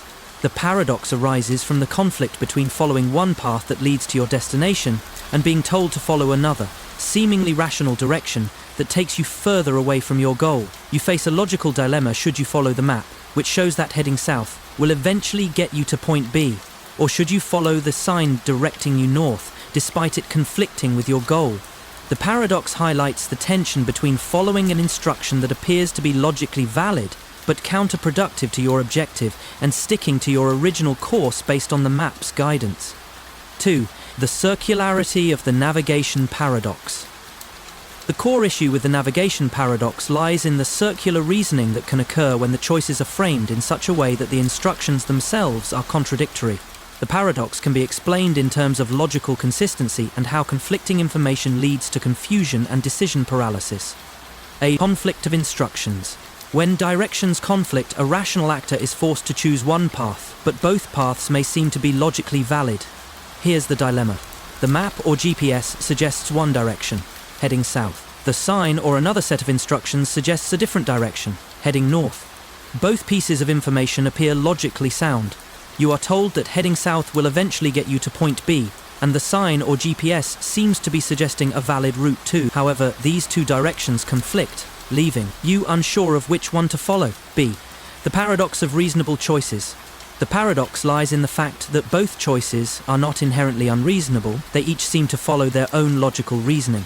The map suggests one path, while the sign or GPS suggests another. The conflict arises not because of irrationality, but because the logical validity of both options creates a situation where each choice seems rational, yet contradicts the other. This creates a situation where the person is caught in a logical loop. The instruction to head north might be rational according to one system, the GPS, but the map's directions seem to lead to a better outcome if followed, even though both directions cannot be followed simultaneously. 3. Cognitive dissonance and decision-making. The navigation paradox often results in cognitive dissonance, a psychological condition where a person is confronted with two conflicting pieces of information, creating mental discomfort. In the case of navigation, when the directions are in conflict, the decision maker experiences uncertainty, as they are unsure which instruction to trust. A mental conflict and stress. In everyday decision-making, cognitive dissonance occurs when the individual is forced to reconcile two inconsistent beliefs or options. This leads to psychological stress because the individual is unable to make a decision that feels internally consistent. For example, if a person follows the map's guidance but later finds themselves lost or delayed because of it, they might feel regret or doubt. Conversely, if they follow the GPS's contradictory instructions, they may also question their decision if they are led further away from their destination. B. Decision paralysis. Another psychological effect of the navigation paradox is decision paralysis. When faced with two equally valid options that seem to lead to conflicting outcomes, the decision maker may freeze or delay action. The discomfort of making the wrong choice, compounded by the uncertainty of both paths, can lead to indecision and an inability to move forward. The paradox highlights how choice is not always a straightforward matter of selecting the best option. Sometimes, logically sound choices can conflict, creating a dilemma where no option is entirely satisfying. 4. The role of feedback in resolving the paradox. In some cases, the navigation paradox can be resolved by introducing feedback mechanisms that help guide the decision maker back on track. For example, once a person follows a set of directions and reaches a certain point, they can receive additional information that either confirms or adjusts the path to their destination. A. Real-time information. In real-world navigation systems, such as GPS devices or smartphone apps, the use of real-time feedback is essential in resolving contradictions between conflicting directions. If the GPS directs the individual north, but they later find themselves moving away from their goal, the system can update the route and provide clearer guidance. This helps the individual reassess their choice and correct the path, effectively eliminating the paradox. B. Iterative decision-making. Sometimes the navigation paradox is best approached through iterative decision-making. The person might choose one direction and correct course later based on new information or feedback. This mirrors how many real-world decisions involve testing or exploring options until a more effective route is discovered. 5. Broader implications of the navigation paradox. The navigation paradox has implications beyond physical navigation. It can be used as a metaphor for various life decisions, especially when individuals are faced with conflicting choices in personal, professional, or moral dilemmas. The paradox underscores the complexities of making decisions when presented with conflicting yet rational choices. A. Ethical dilemmas. In ethics, individuals often face choices where two morally justifiable actions lead to opposing consequences. The navigation paradox can be used to explore situations where individuals are forced to make ethical decisions that conflict but still seem rational within the given context. B. Policy and decision-making. In policy-making, leaders may face decisions where conflicting options lead to unintended consequences. The navigation paradox serves as a reminder that the structure of choices can often create confusion or force decision-makers into a dilemma where no option is entirely ideal. Newcomb's paradox. Imagine you're presented with a choice. You stand before two boxes and you can choose to take one or both. Box A contains $1,000, 0 cents, and Box B contains either $1 million, 0 cents, or nothing. The twist is that a highly accurate predictor has already predicted your decision. If the predictor believes you will only take Box B, then it has placed $1 million, 0 cents, inside it. If the predictor believes you will take both boxes, it has placed nothing in Box B. The question is, should you take both boxes? For sure $1,000, 0 cents plus the unknown of Box B, or just Box B, hoping that the predictor's ability to predict has led them to put $1 million, 0 cents, in it. This is the heart of Newcomb's paradox, a philosophical puzzle that pits free will against the idea of predictability and challenges our understanding of rationality. At first glance, it seems like you should always take both boxes. After all, you're guaranteed $1,000, 0 cents and have nothing to lose. But the paradox suggests that rationality may lead you to choose only Box B, making you confront a deep question. Are we truly free to make choices when predictions about our behavior can shape our decisions? Newcomb's paradox was introduced in 1960 by physicist and philosopher William Newcomb, who used it as a way to explore the tension between free will and predictability. The paradox involves a scenario in which a highly accurate predictor of human behavior, referred to as a superintelligent predictor, has the ability to foresee the decisions you will make and places money into two boxes based on its prediction. Newcomb's paradox has become a famous thought experiment in both philosophy and decision theory, as it challenges the traditional assumptions about rationality and free will. The paradox also raises questions about determinism and predictability. If a superintelligent being can predict your actions with near certainty, does that mean you are not truly making a free choice? Can a rational agent ignore this prediction and still make the best decision? Or should they trust the prediction to maximize their reward? The paradox has been the subject of intense debate, particularly among philosophers and decision theorists, who have proposed different ways to resolve it. It presents a dilemma between two principles of rationality. One that supports dominance reasoning, which leads to choosing both boxes, and another that supports expected utility theory, which suggests that trusting the predictor's prediction may yield a higher payoff in the long run. Newcomb's paradox is one of the most famous paradoxes in modern philosophy and decision theory. It challenges our traditional notions of free will, rational decision-making and predictability. By examining the paradox, we will explore its complexities and its broader implications on the concepts of determinism, predictability and rational behavior. 1. The setup of Newcomb's paradox. The setup of Newcomb's paradox is simple but deeply counterintuitive. Here's the scenario. You are presented with two boxes, Box A and Box B. Box A contains $1,000, 0 cents. Box B contains either $1 million, 0 cents, or nothing. You are told that a superintelligent predictor has already predicted what you will do. If the predictor believes you will take only Box B, it has placed $1 million, 0 cents in it. If the predictor believes you will take both boxes, it has placed nothing in box. You now face the choice of either. Taking both boxes, you are guaranteed to receive $1,000, 0 cents from Box A, and either $1 million, 0 cents, or nothing from Box B. Taking only Box B, you will receive whatever is inside Box B, which could either be $1 million, 0 cents if the predictor thought you would choose only Box B, or nothing if the predictor thought you would take both boxes. B. Rational decision-making and dominance reasoning. From a dominance reasoning standpoint, it seems clear that the best strategy is to take both boxes. After all, if you take both boxes, you are guaranteed to receive $1,000, 0 cents from Box A, and your reward from Box B will be either $1 million, 0 cents, or nothing, depending on the predictor's accuracy. Therefore, there is no downside to taking both boxes, and the total amount of money you will receive cannot be worse than the $1,000, 0 cents in Box A, plus whatever is in Box B.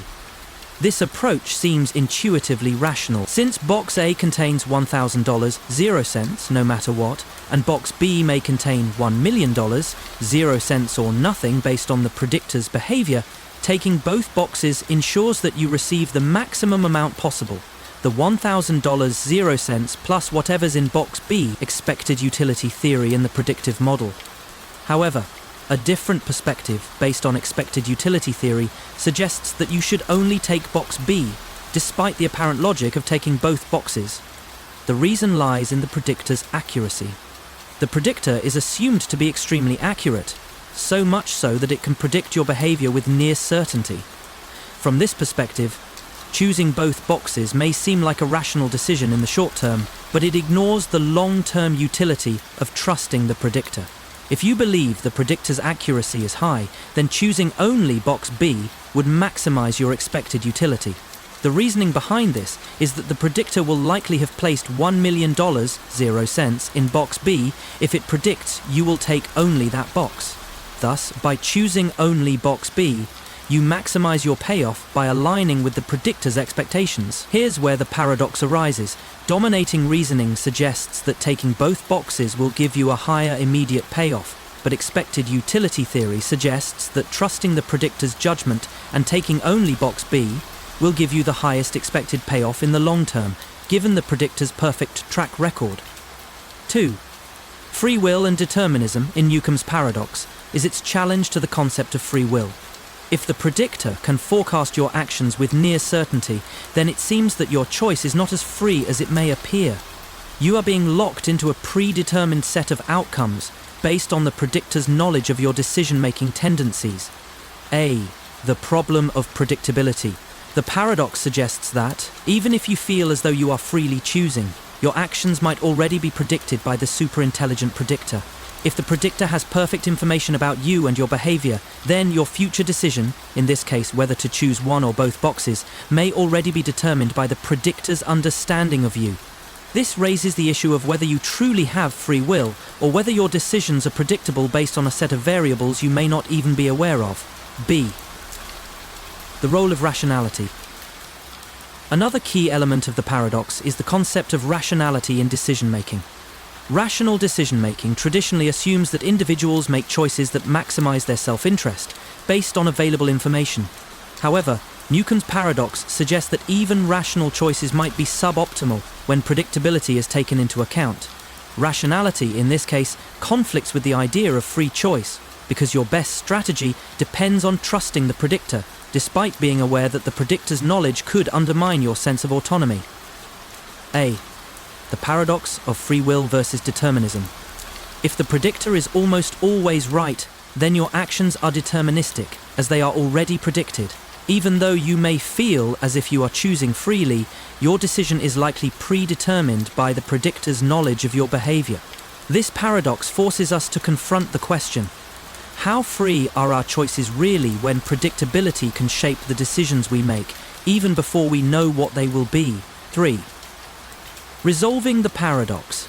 Different philosophical perspectives. The Newcomb's paradox has led to various philosophical and decision-theoretical responses, each offering different perspectives on rationality, free will, and predictability. A.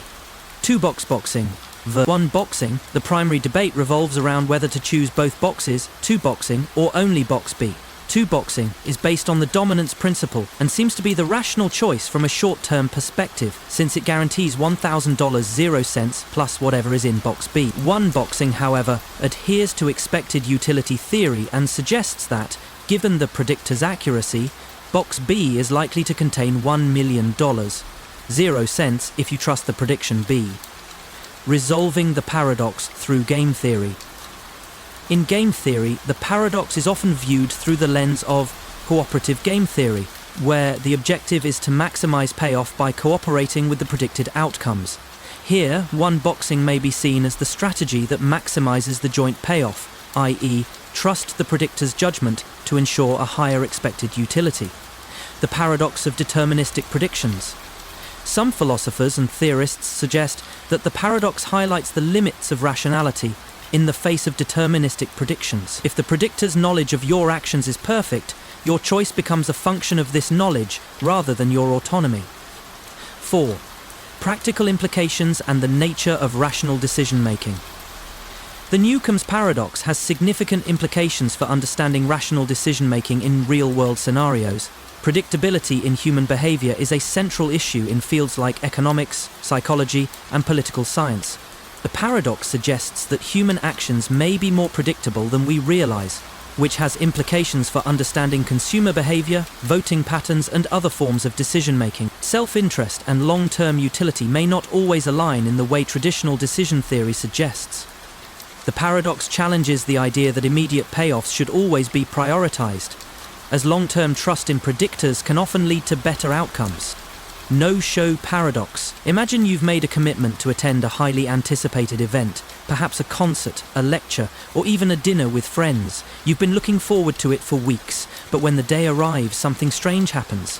It turns out that the more likely others are to show up, the less likely you are to attend yourself. This is the essence of the no-show paradox. A curious and counterintuitive economic phenomenon. It happens when individuals, despite their best intentions, are less inclined to follow through on their commitments when they know others are equally likely to do so. In a world of shared responsibility and collaborative effort, the paradox arises.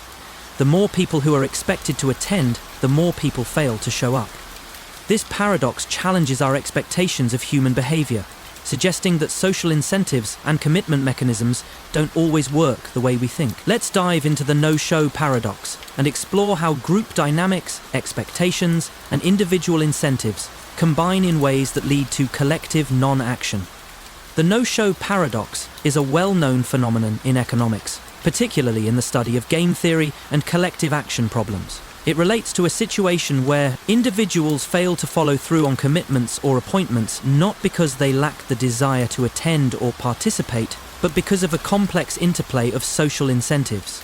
While the paradox is widely discussed in economics, it was popularized through the analysis of reservation systems in various sectors such as healthcare, restaurants, and entertainment. In these fields, businesses rely on commitments from customers, such as reservations or appointments, but often find that a significant number of individuals fail to show up without informing them. This phenomenon can lead to inefficiency, wasted resources, and financial loss. The paradox can be attributed to game theory, where individuals act based on expectations about the behavior of others. It is a situation in which rational decision-making leads to an outcome that is suboptimal for the group as a whole. The no-show paradox can also be linked to the tragedy of the commons, when individuals pursue their own self-interest, leading to worse outcomes for the collective group.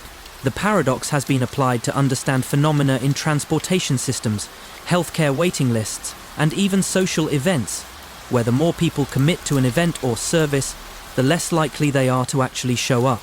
The no-show paradox exposes a fascinating and counterintuitive aspect of human behavior that has wide official implications for both individual decision-making and collective systems. It challenges the idea that people's commitments or promises should result in action, and instead highlights how expectations and group dynamics can interfere with following through on plans. Let's break down the paradox, explore its roots, and analyze its implications for decision theory and economics. 1. The setup of the no-show paradox. The no-show paradox occurs when individuals are more likely to fail to show up or follow through on commitments the more people are expected to do the same thing. This happens in situations where people depend on others to fulfill their commitments, and the more likely others are to act, the less likely you are to act yourself. To illustrate, consider a scenario where you're invited to a group dinner. The host asks everyone to RSVP in advance, but when you know that many others will attend, and the event will still go on without you, you might think, why does it matter if I don't show up? The group is still complete without me. You might also think that your absence won't have a significant impact since the group is already expected to be full. This creates a situation where individuals decide not to follow through on their commitments because they feel that others will fulfill the group's expectations. A.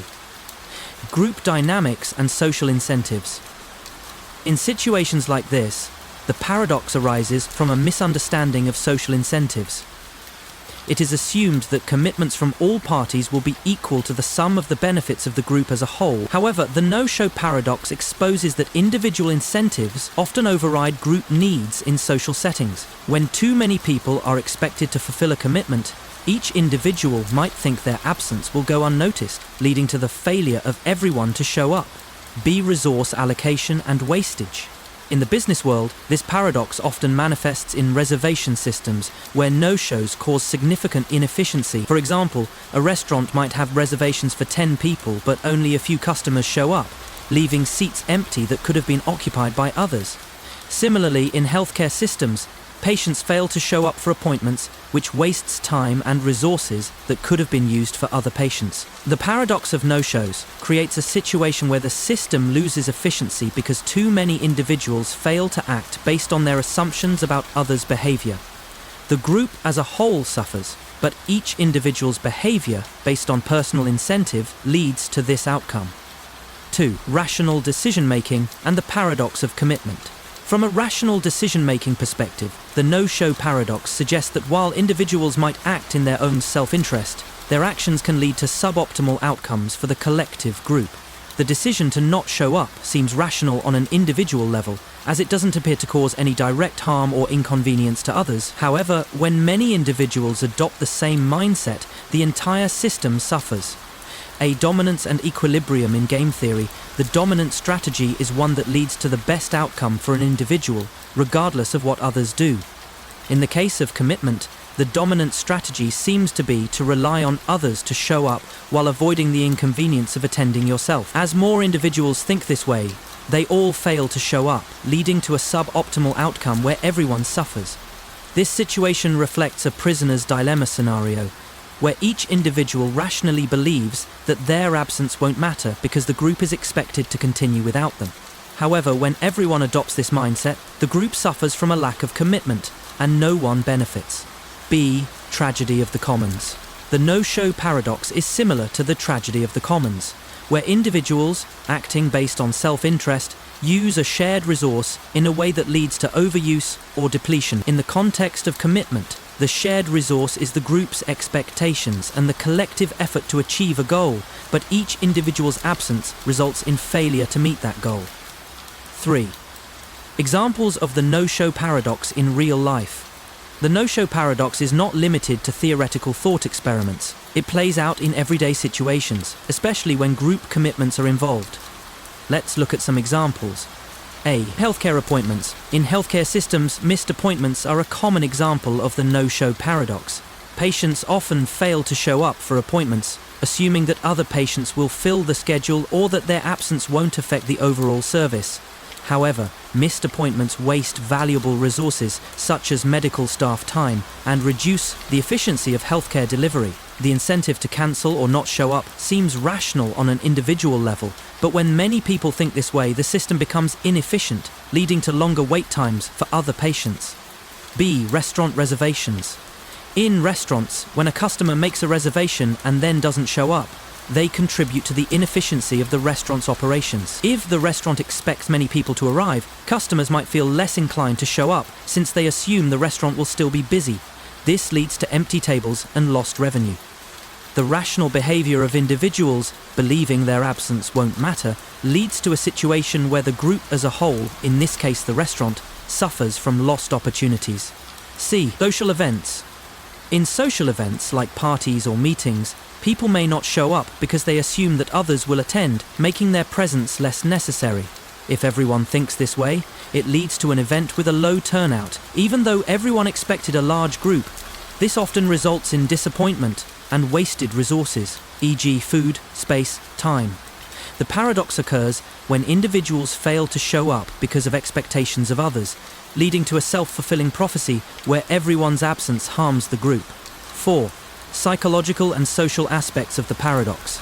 The no-show paradox is not just about rational decision-making. It also taps into psychological and social dynamics. The paradox illustrates how expectations and social incentives influence behavior, often in ways that lead to inefficiency and disappointment.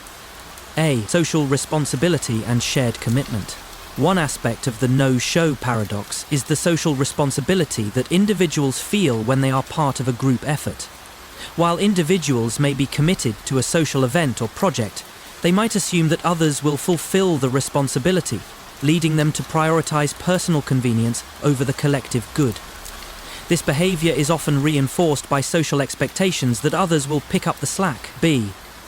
The role of communication and coordination. To avoid the no-show paradox, clear communication and coordination among individuals are key. When individuals communicate their commitment and are held accountable for their actions, they are more likely to follow through. This is why reminders or commitment devices, such as deposits for reservations or penalties for missed appointments, can be effective in ensuring people show up. 5. Resolving the paradox. Incentive structures and behavioral economics. The no-show paradox can be addressed through changes in incentive structures and the use of behavioral economics. Here are some ways to resolve the issue. A. Commitment devices.